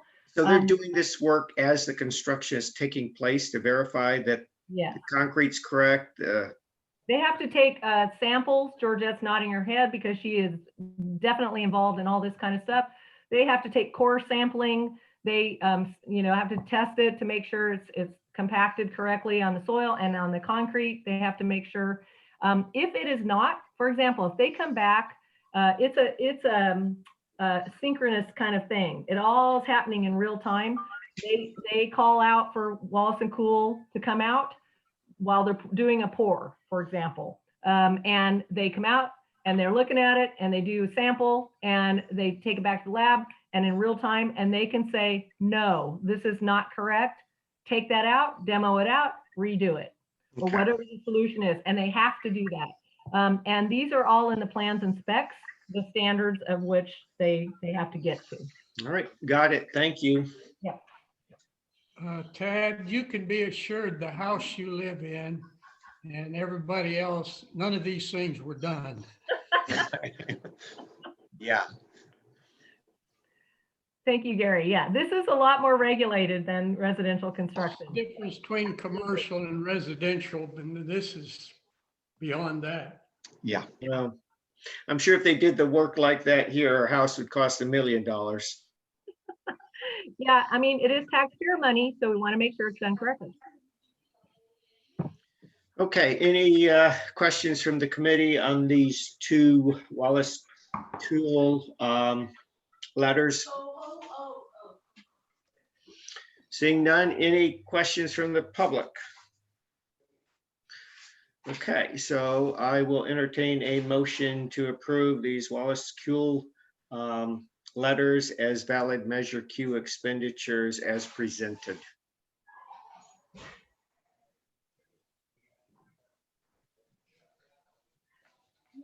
Somebody make a motion, please. I so move. Can I have a It's second? Andrea. Okay, can I have a second? I second. Okay. So all in favor of approving these Wallace Q letters as Measure Q, as appropriate Measure Q expenditures as presented, say aye. Aye. Opposed? Okay, Lee, it passed, so we can move on to the next item, the Yuba Sutter Inspection Services. And I appreciate your forbearance on this. These are all really using contracts, and there, if you can imagine, there's just a whole team of people that do these construction projects, and Georgette knows this. There's just a team, and so and then anything that's an institution, especially K-12 school, there are required pieces of this. One of the requirements is to have what's called a project inspector that is required by the Division of the State Architect. And that person makes sure that the contractor is doing the plans correctly for those three areas, the structural, the fire and life safety, and the Americans with Disability Act. He also looks at other items, like if he saw some weird things going on construction, but his main thing is those three items. So Yuba Sutter Inspection Services has been out there performing successfully for us, Bob Boyer, and we need an increase for him for the extra time on the renovation project, and again the window and kitchen. So this mimics the Wallace Cool situation where we got an increase on the renovation plus the new project. This one, I probably should have done this on Wallace Cool. I combined it in the same item. So we have the item. So you can see that it is a $33,475 increase for the renovation project and $23,650 for the window kitchen project. And these are not to exceed, and he bills the hours that he uses. But he's been pretty much on the mark of what he's doing. He has to file a lot of reports, so it's not just his time out in the field. He has to file a mountain of reports to Division of State Architect all through the project, and also at the end with closeout. He's a very important figure in the closeout of the project. This would include the closeout of these projects. So Actually, I'm those, probably, Lee, we're probably gonna have to bring another little extension for Bob, kind of second half of December, I think. So, yes, yep. Yep, okay, So anyway, we will probably see one more from Bob. okay. Yep. So, and so you should have as backup, I hope his proposal letter, yeah? So you can see everything that he does, put it into the, had him separate out and be very clear on the existing PO versus a new PO. So hopefully that's clear, but I would answer any questions and ask for approval. Okay, so I can see the rationale for the $23,000 for the window kitchen project. What was the trigger for the increase in the renovation part? The time. So at the time, as he keeps having to come out and inspect the project, he charges as he comes out and does that work. So the longer the project gets extended. Okay, fair enough. Any other questions from committee members? Seeing none, any questions from the public? Hey, Lee, does he help with, when you say he helps with reports for closing, so that we don't have those same future problems that we're dealing with right now with proper reports not being filed with the state, with the closure of the contracts? Yes, thank you, Luke. Great question. So if you recall, we hired a Rainforest Grau Architects, RGA, to do the legacy, what we call the legacy closeouts. Those are historical projects that in the past did not get closed out correctly. The district is one of every school district in the state that has done this. It just is a paperwork issue.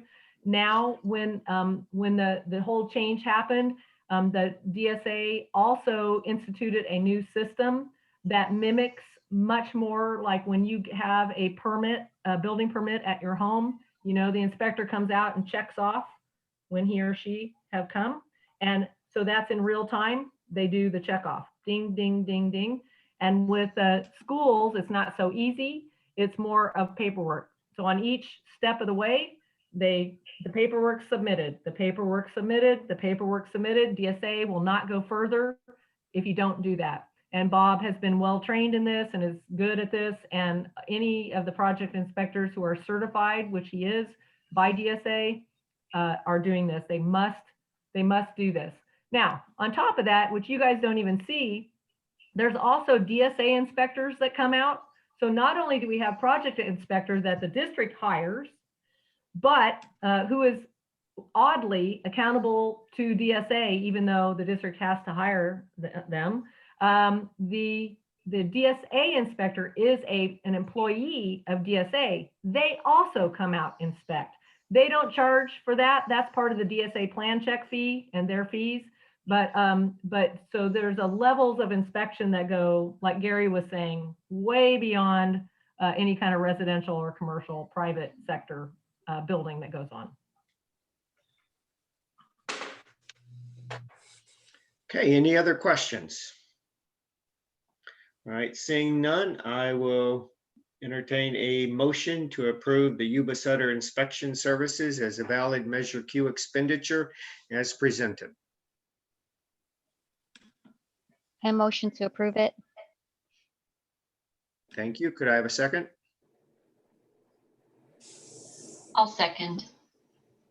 Okay, all in favor of approving the Yuba Sutter inspection services as a valid Measure Q expenditure as presented, raise your hand, say aye.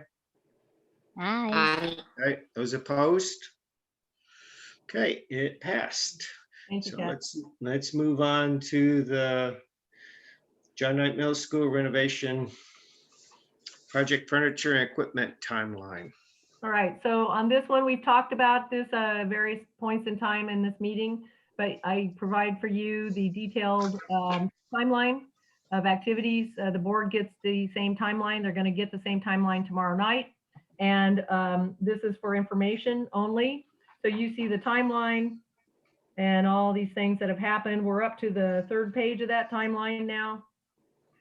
And you see the first thing on there is tour of JKMS by the board and the CBOC. So just what we were talking about. So we've got now, I will say now, new furniture is coming a week from Monday. Unbelievable. I'm kind of shell shocked, but okay, November 30th is when new furniture is coming from school specialty and from Campbell Keller. The move at when the holiday break occurs, December 18th, and then December 21st and 22nd, that Monday and Tuesday, Valley relocation comes in. 2-day move from CAJ over to JKMS of the things of boxes that were labeled, items that are labeled that go over to the new school. Lots of activities right now happening, box deliveries, label deliveries, recycling toters, a new dumpster, a bigger dumpster from Recology, all kinds of things happening over there. And so it's very active right now. But everything's going along great. Teachers are very cooperative. They're excited from what I'm hearing. They're excited about the new school. We did have a tour. We're starting to have little mini tours of various specialized staff. And so the PBIS staff, which is the behavior positive behavior and intervention supports. Yeah. Support. Hey, and the intervention staff, in my old days, I used to call it intervention, but the PBIS staff, they did a look at the school because what they're looking at is student behavior. So it was very interesting because none of the tours I've had so far have looked at, for example, banners. Where would a banner go that a bunch of students would see it that talks about expectations of behavior? And so we looked at, various locations, entrances, restrooms, hallways, various assembly points, of course, the admin area. So that was one thing. And then also they're looking at exits and entrances for security. And that's a big issue, and talking about pick up and drop off and things like that. So they kind of flow into those things and all those things for the successful running of a school. So it was nice to give them a tour of that. Tomorrow we give the custodians a tour, very important for them to get situated and knowledgeable about it. And also the admin staff tomorrow. Oh, and the playground, the TMPs. So they get to look at it too. So we're doing these little miniature tours of specialized folks who kind of get in there. Custodians obviously have a different role to play, very important role to play. So we'll show them all the custodial closets, getting to know the hallways, getting to just know the layout of the place is a big thing. So very exciting. So you see all the activities on here. The second thing that we have on here is more important for you guys. I suspect the expenditures. There's a memo in here going back to that 700,000, Gary. So the not to exceed amount that we got authorization from the board for was 550,000 for school specialty through a piggyback resolution. You folks also approved that, and 150,000 for Campbell Keller for the library. Right now, the original PO that we put through, so the big chunk of furniture that we have ordered that's coming in November 30th, it's much lower, 471,000 and change for school specialty, 103,000 for Campbell Keller. A bit of warning, we will have additional expenditures, but it will be capped at those numbers, the 550 and the 150. The additional expenditures include things we didn't think about. Things that the principal has realized. We are going to have this person over here in this office. We need to furnish that room. Things like that. Or, oops, we forgot to look at this. For example, today or yesterday in the science storage room, they have an old clunky refrigerator that we are not going to bring over. And that's for chemical storage. They actually just need a mini refrigerator. So we're going to purchase them a new energy efficient mini refrigerator. We're not going to bring over the old clunky refrigerator. So stuff like that. We find out new things. So we've got a little list. We're keeping that. I don't call it a wish list at all. These are necessary items. And I would say the Principal O'Connor is incredibly good at that. She's very conscious, and I'm really happy about that. She's not wanting to go break the bank or anything like that on, frivolous things, which is great. And that's for information, both of those things. Okay, Miss Lee- go ahead, Georgette. So Miss Lee, looking at the schedule, it's not more of the FF&E. I'm looking for Burco's timeline. It looks like, are they totally complete? You guys are substantially complete, punching. I mean, when does the warranty start, I guess, is my question. Warranties will start as various systems get approved for completion as complete. And that they happen at different times. So, the HVAC, you'll have a date, we'll get a warranty document, it'll have a date. When the whole team signs off, might be another system, another date. So it's various dates. And what we will put together is a warranty. Part of the stuff for maintenance and operations is a whole bunch of binders. For one, it's the owner's manual, basically, and then the O&M manuals, and then also the warranty dates, so that everybody's really clear on warranties. How about I'm assuming this is the same for schools, the 1-year warranty for labor from the general? Yeah, when we sign off on it, it's not the notice of completion, because that doesn't happen. The notice of completion is a separate thing. Right.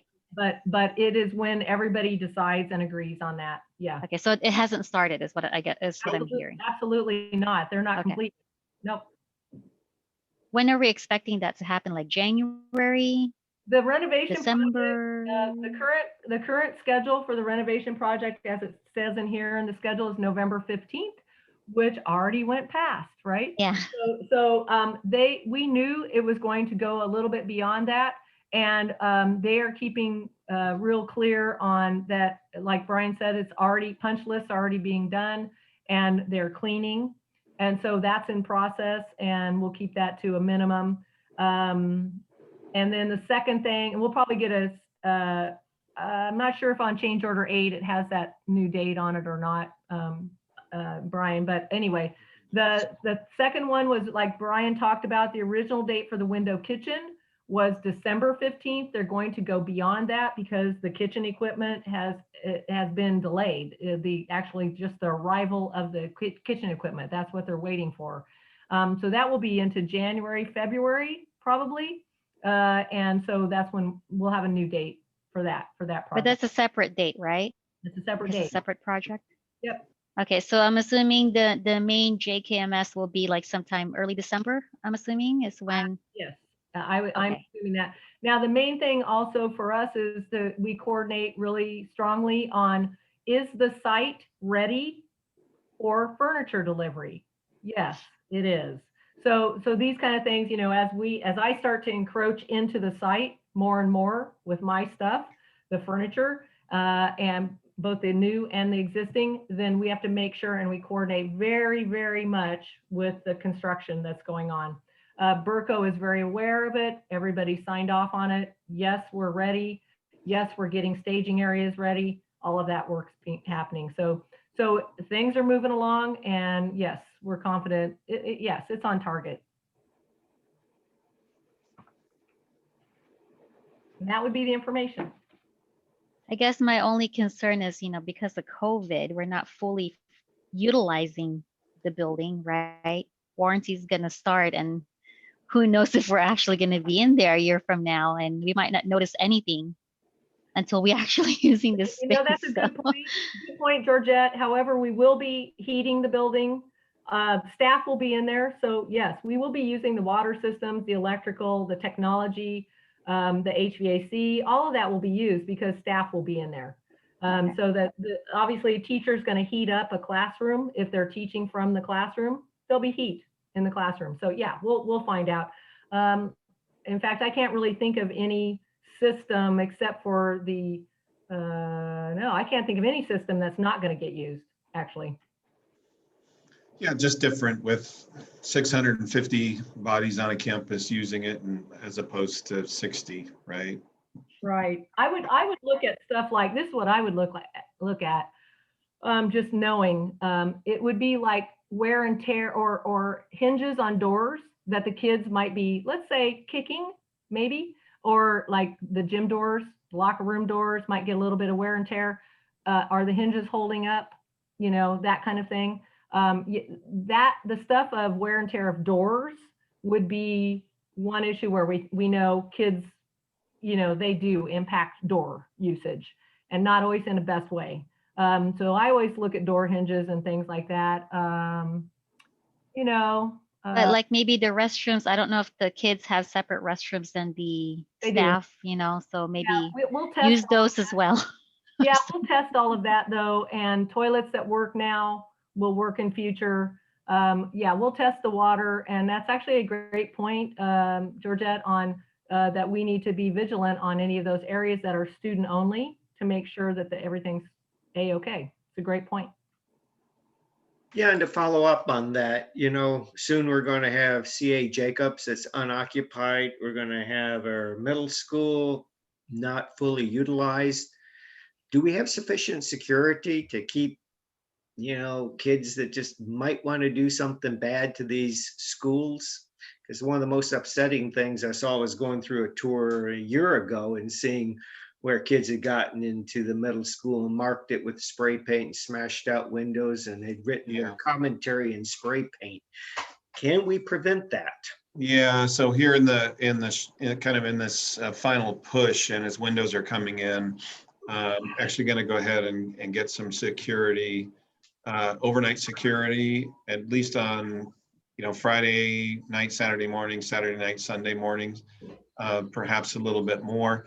We've had some student traffic over there. One of the Burco guys has set up some game cameras, and it's been just a couple of groups, one group twice and one group once over the last probably 2.5 months or so, and they're just passing through, thank goodness, but we can't count on kids just deciding to pass through. You know, we will have cameras up and running at JK, so that will be helpful. But I do have that worry about just as new windows go up and boards come down, that's kind of a nice magnet for somebody's rock or something else. So yeah, looking at security guards as part of the option here until cameras are up and running.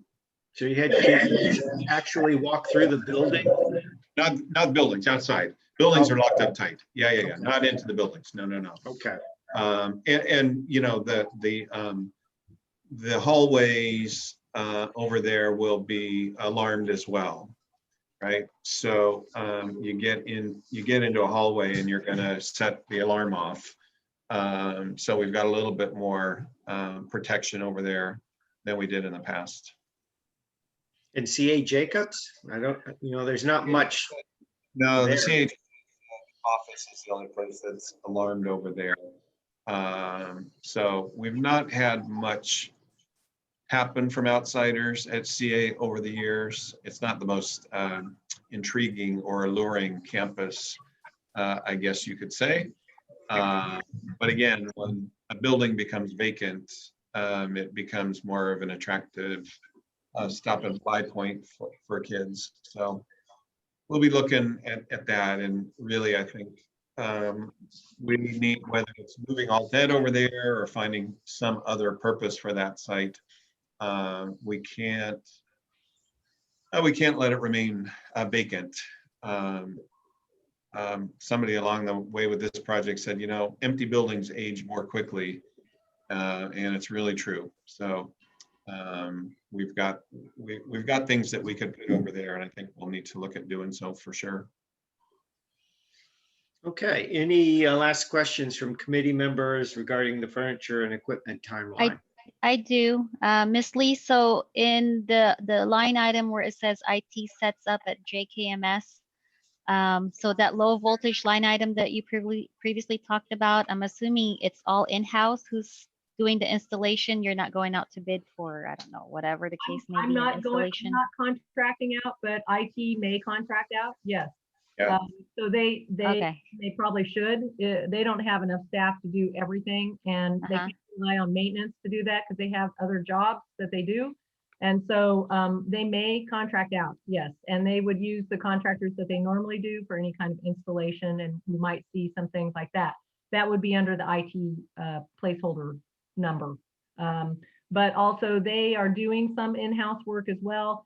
Certainly the move, IT department is moving all the technology over. So, most of teachers have laptops, kids have Chromebooks, so they are in possession of those things, but it's any kind of other hardware, anything with a network, and then they have to cut over the network over to the new site. And there's a lot of work that's happening on that.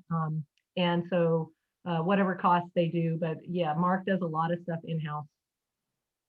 Okay. So basically we just have a checkbook for them for whatever budget line Yeah. item we have, and then let them take care of it. Okay. Yep. Yeah, Got that's part of the budget, and it's Okay. listed there, yeah, on the expenditure report. Any questions from the public? Okay, seeing none, let's move on to the project moving services. All right, so we had a whole procurement process with an RFP, and which you should have in your packet, and also my memo. The original memo was listed, and I think, do you guys have also the proposal letter from Valley Relocation? I'm not sure if I included that in there. Anyway, so okay, great. So on the memo, you can see we did an RFP process. We did a walkthrough. We contacted 6 companies that are local, and some of them I know from other references and things that they do school district work. Other companies, I just went out and I said, are you interested in doing this kind of work? So I contacted 6 companies. I got 4 people to show up at a walkthrough, which is really good. And we walked through CA Jacobs because they wanted to see the inventory of what they think they would be moving, obviously, so they could give us a good quote. Some of this is work and some of it's materials, because they provide boxes, which we rent and we will give back if they're in good shape, then that we don't pay for those. And then labels they provide. And also then, like we were talking about, bubble wrap and other types of boxes for the science equipment, any specialty things. So their quotes often include, well, they always include, and what we asked for was specific things. And here's the extent of the move. And so we got 4 responses back, 4 proposals back. And we took a look at them. We performed some due diligence on it with references. And you can see the 4 different companies. This is not based on low price only. It is not a construction bid. It's a solicitation for quotes. And so we base it on not only cost, but experience. How responsive were they with the proposal? Their price of rental and original purchase of boxes, their description of the specific scope of work and how clear they were with the help and guidance that they could give us, any pre-move walkthrough, and any other costs that we would incur. And also the insurance terms that they were willing to go with. And based on that, our first recommendation was Valley Relocation at $13,430. If we were not, we also told the board if we were not able to negotiate a final contract with them, for example, there was a hiccup with insurance or something like that, or the district's terms and conditions, which I didn't expect, and there wasn't any, we asked for us to go down the list to, now we would say our second recommendation was Mid-Cal. We did not have to do that. We negotiated the contract with Valley Relocation at that amount, and so far very pleased with the result. And this is an action item asking for this as a valid measure Q expenditure as presented. And looking at the documents provided, it's detailed, but I don't see where the cost is specified. On what are you looking at? The attachment that came for this item. So are you looking at is a memo and then the RFP or a proposal? This is the request for proposals. Mhm. And then the scope of services and contract proposals. Additional information, addendum 1. But just looking through it, I don't see where it's addendum 2. I don't see where the price is listed or the cost listed. So if you did not get the proposal itself, you wouldn't see the price because that's what Okay. comes from them, right? So Okay. you're looking at the RFP, did you not get the proposal itself? It should have been, there was a board, it should have been in there. So there would have been the board approval, their proposal. Did that not come through? So I think we just Is got the it- first part. Is it the Valley relocation and it from Valley relocation and the totals 13,430? That's it. Yeah, it's part of the attachment there. Okay, so it's in there. Tad, you might be confused about because it's the board agenda cover page is first on it. I gave you the whole packet that the board approved. Okay. So it is in there. Thank you, Andrea. It's right behind the RFP. Yeah.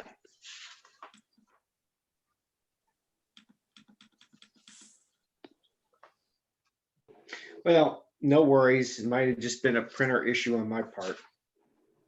It's a lot of paperwork to print out, Lee. That it is. Okay. Any other questions from committee members? Any questions from members of the public? I actually had a question. Go ahead. Okay, sorry, my microphone's acting up. So is this standard damage protection? I'm assuming the school's council, legal counsel reviewed the valuation, the option A 60 cents per pound. Is that standard for coverage? And that's what we selected. Yeah, that's part of their, it's a pretty standard coverage. That's just for the per item. We also have as part of the district's terms and conditions that they have their standard liability insurance, workers' comp insurance, and auto insurance. So Right, but like, for example, you're moving a computer weighs 10 pounds, right? Am I only gonna get paid, well, how this is per pound, 60 cents times 10? Was that $6 for a damaged computer? I mean, is that, I'm sorry, maybe this is way above, but I was just curious because I had some move that occurred in my project and, a couple of things that should have been paid, but I'm looking at this 60 cents per pound and I'm not sure if that's sufficient, but it's just an example, Yeah, so what we would expect is that they don't break everything, obviously. Yes. So you've got one item that gets broken and the cumulative amount would pay for that. So we don't expect, there might be one or two things, but we don't even expect that. Valley does a really good job. Their movers are very careful, lots of padding. But if it does happen, then we expect the coverage on it. It's not full replacement value. That's very expensive. Can you imagine? Right. Yeah. Like your house. So we don't do full replacement value. No. We would be able to negotiate on that. Yes. All right. Well, just the lessons learned from a previous project, just make sure those monitors are on book carts and not laying down with just a small padding. Just the lessons learned. So we don't so Georgette, that's a great thing. But just so everybody knows, there aren't any desktop computers anymore at schools. So there's no. Well, I meant anything fragile, just don't let them laying down. Yeah, thank you. I appreciate that. But just so you know, on IT is moving all the technology.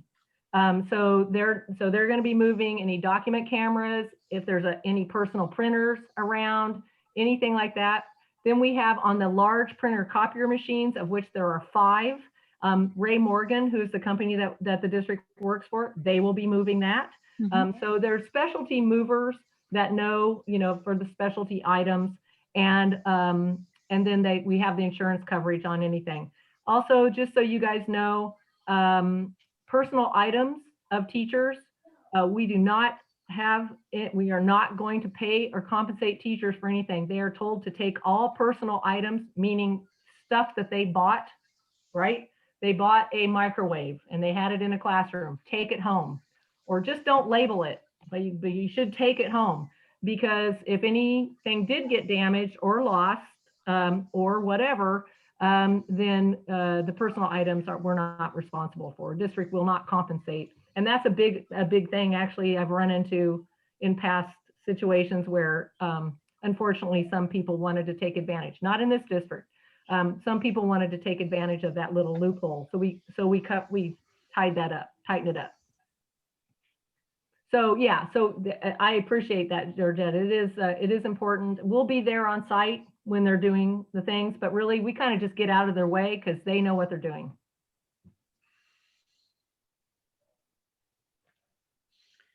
Okay, any questions from the public? All right. Seeing none, so this was an action item. So I will entertain a motion to approve the costs associated with awarding this contract to Valley Relocation as a valid Measure Q expenditure.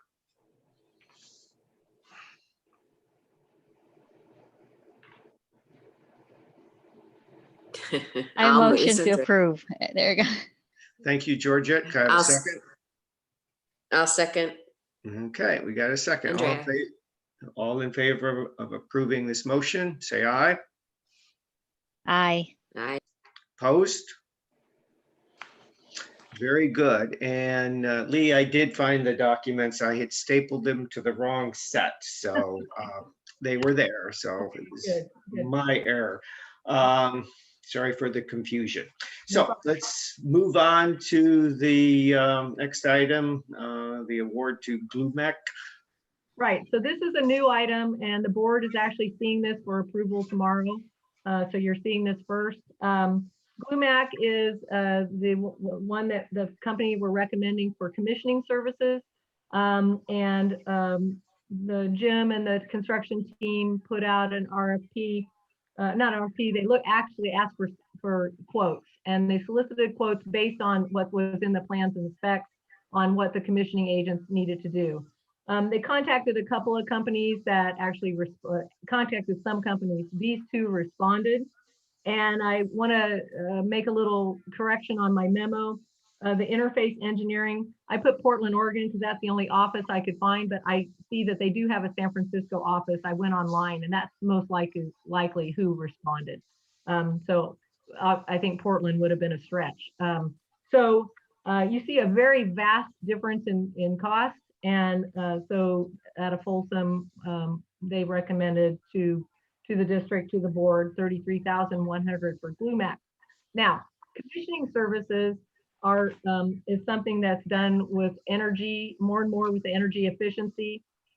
It's to make sure that the systems that are specified in the plans work, and they work to the standards of energy efficiency that are required by the plans and specs, that level, and any other regulatory agency requirements. Engineering requirements by ASHRAE, which is a regulatory body on engineering. And on page 3 of their proposal, if you look at the equipment and systems to be commissioned, you can see a list of the equipment and systems to be commissioned. This is a preliminary list, but usually this is pretty much what it is. And then you can see it's a very much engineering oriented proposal. I am not an engineer. Please don't ask me engineering questions. But Brian could possibly chime in if you have any other questions. But clearly, I don't know what the circumstance was of why one was so much higher. This is the part that interests me. Why was one so much higher? And I did not get an answer back in time from Jim, but I'm gonna find out. I don't know. Brian, did you ever find out? I remember Jim just saying, couldn't figure it. I mean, really. And a reputable firm that we've signed on. Yeah. Just goofy. Yeah, so obviously they were seeing something in the plans and specs that was either vague, that they so they padded it a bit just to make sure, or they saw something else. So it is of concern to me when something is so different like that, that did we miss something with GluMac, or did GluMac miss something? And if they did, then we'll go back and look at that again with GluMac and see if they missed anything. But I think they've covered all the systems. They've covered the language that was approved by the team. So I'm hoping that and assuming that that will be fine. And I don't know when the commissioning services will start. I believe Jim wanted to get them started on HVAC like now. They're already there. Yeah. They're already there. So yeah, so that's already happening. That would be it. Again, I can answer some questions. I can also forward some questions. If I can't answer, I'll forward the questions to the construction team for you. All right, so go ahead, Gary. I want to know who designed, normally air conditioning type systems, these type of systems, mechanical engineer designs it. Who did the design and which contractor installed it? The mechanical engineer under LPA did design the system. I would have to go back and look at their engineers, Gary, to see who the subconsultants were. Oh, I don't need to know. Yeah. Okay, yeah, a mechanical engineering firm designed the HVAC.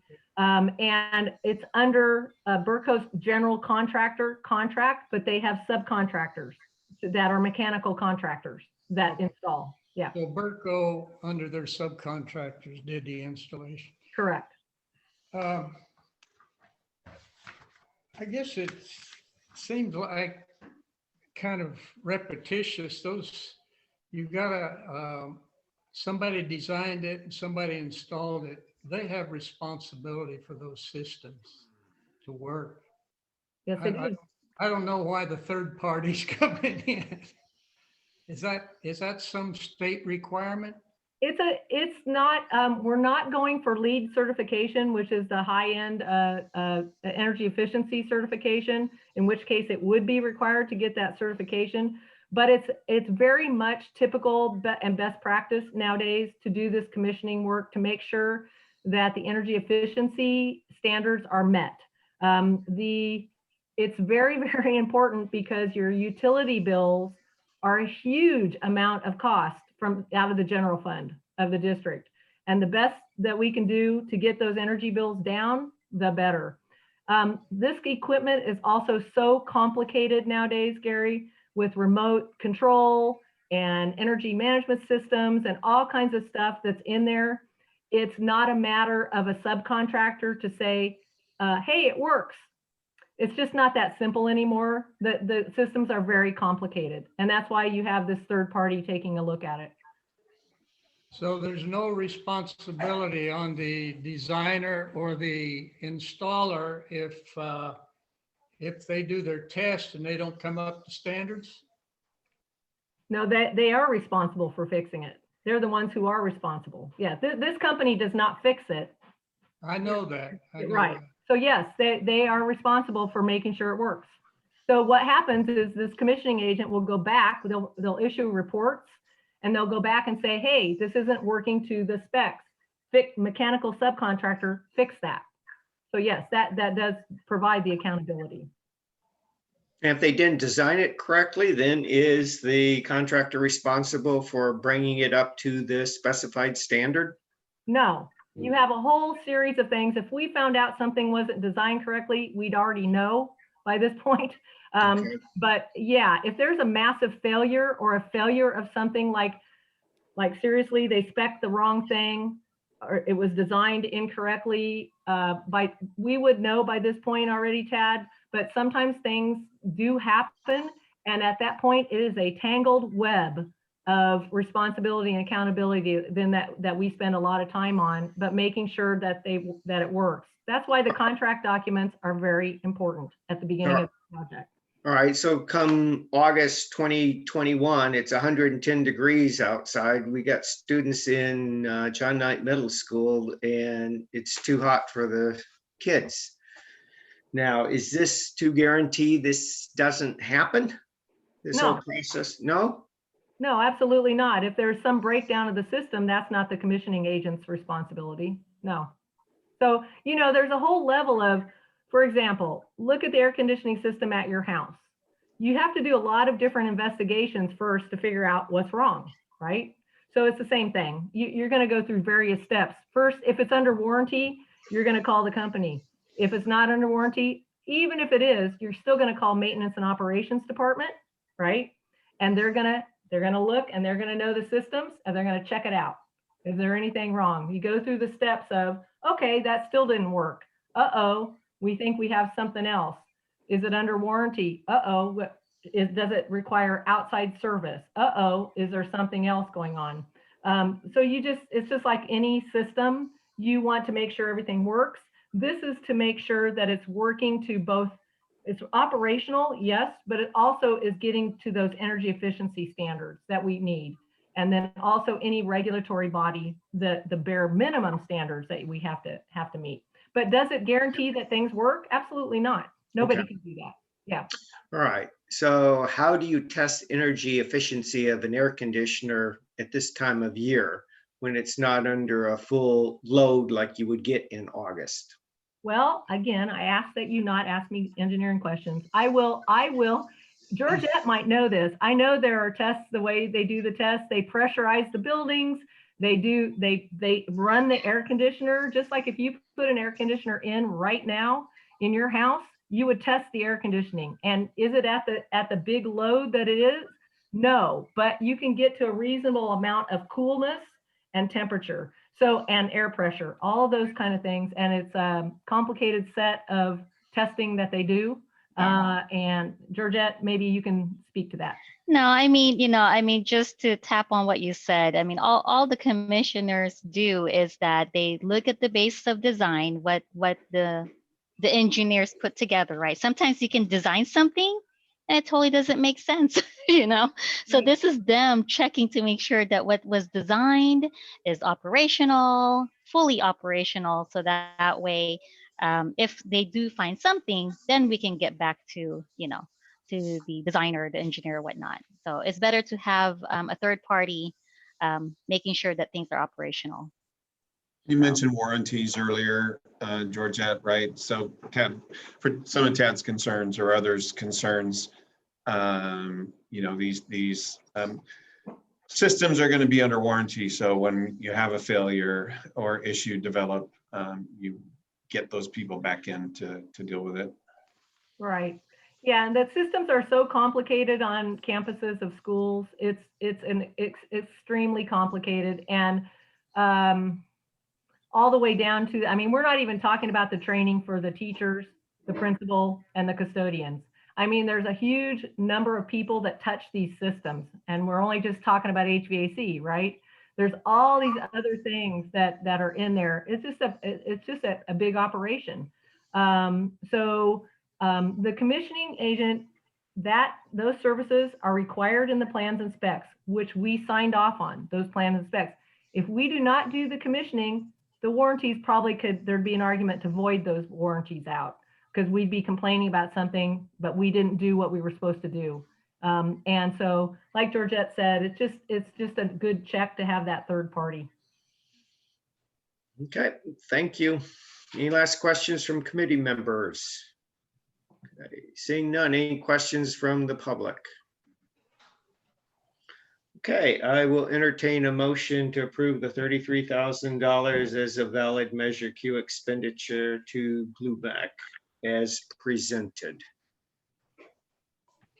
I make a motion to approve the expenditure.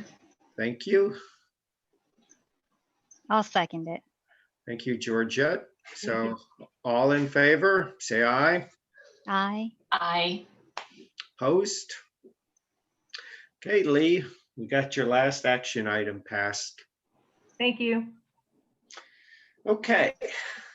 Lee, thank you so much. Really appreciate your time tonight. See you another 2 months. No, see you tomorrow night. Oh, yeah, school board meeting. Yep.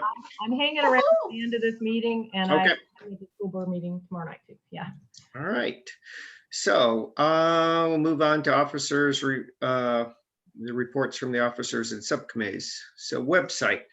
I haven't worked on the website. I would just propose that our two committee members on that, I think that's Julie and Andrea. if I'm Andrea. right. Andrea. Andrea. So why don't we just work on that offline? I apologize. I haven't really had time to dig into that, but we got to get that cleaned up. So I would just ask that we do that offline and work on that, if that's all right. It's fine. Sounds like a plan. No hurry, it's been 3 years. We've worked on it, but it just needs some attention now, Gary. Is your wife's up to date? We need to keep them parallel. I think she gave up on that. What? Are you relying upon her website? I didn't say that. Oh, Okay, so contracts. Georgette, do we have anything on contracts? Nope, and I guess I'll start drafting the next report. We got audit report coming in January, so be on the lookout. I mean, I definitely would like Miss Lee to take a look at the draft report, and I'll probably be, budging her about other things. So I want to give her time to be able to move in. So how about I'll probably have some kind of draft in November, December, January, maybe January. That Maybe sounds I'm hoping reasonable. Miss Lee Yeah. will be available for questions. Absolutely. I'll be available anytime you need, Georgette. Okay, thank you. Okay, and then the audit, we don't have anything on that until we get the report from James Martin and Company, and we pretty well discussed that. So we'll move on to agenda items for future meetings. The only thing there is scheduling that joint meeting between the school board and the CBOC. Again, we have pretty well discussed that. So I guess we will, I don't know, Brian, you're going to do that survey and kind of work with me on making that decision. Yep, sure will. Okay, so any comments from the committee members on those last two items, the subcommittee report and the agenda items for future meetings? Any comments from the public? so Tad, you'll just reach out to Alex and then we'll set something up to go over an update for the website. Yeah, so I would just recommend taking a look at the website as it's currently displayed. And then once we see what's there, then we can start compiling a list of things that are missing and things that need to be better organized and things that need to be presented in a more clear format for the public. One of the things is we got a whole series of audit reports from James Marta. We have our two reports to the community, but we still have a lot of those old drafts up there. The drafts will be taken down. We all just have our final report up there. So there are a lot of little things like that, and we need to start making a list. So when we talk to Alex and we're coherent and Right. requests are straightforward. And Brian, do they have time or are they slammed with No, school yes. stuff? They have time. Okay. There's always something to do, and we're onboarding 1,500 more new Chromebooks. However, the communication tool for this committee needs to be up to date and effective. So Yeah, and this committee is going to be in existence for another 4 or 5 years. So, we're going to have a lot of reports and a lot of audit summaries. So we want to have it displayed to the public nicely. So yes, I will work with my two site members on that and get going. Hey, Okay. Tad, Any could I make comments a from the comment? public? Could I just wanted to thank you guys again for all your hard work, and especially the detail-oriented process and the depth you guys go into. It's really impressive to listen to. So thank you for you guys doing this. It's nice to see we're finally getting the middle school project towards the end of the run to the home plate. So Thank you. Yes, Thank it you. is. It does give me a good feeling to see this coming to an end, at least the work on John Knight Middle School. So, yep, thank you, Luke. And Tad, we need to get your son a little hard hat, and regardless, he should be able to go to that school for at least a visit.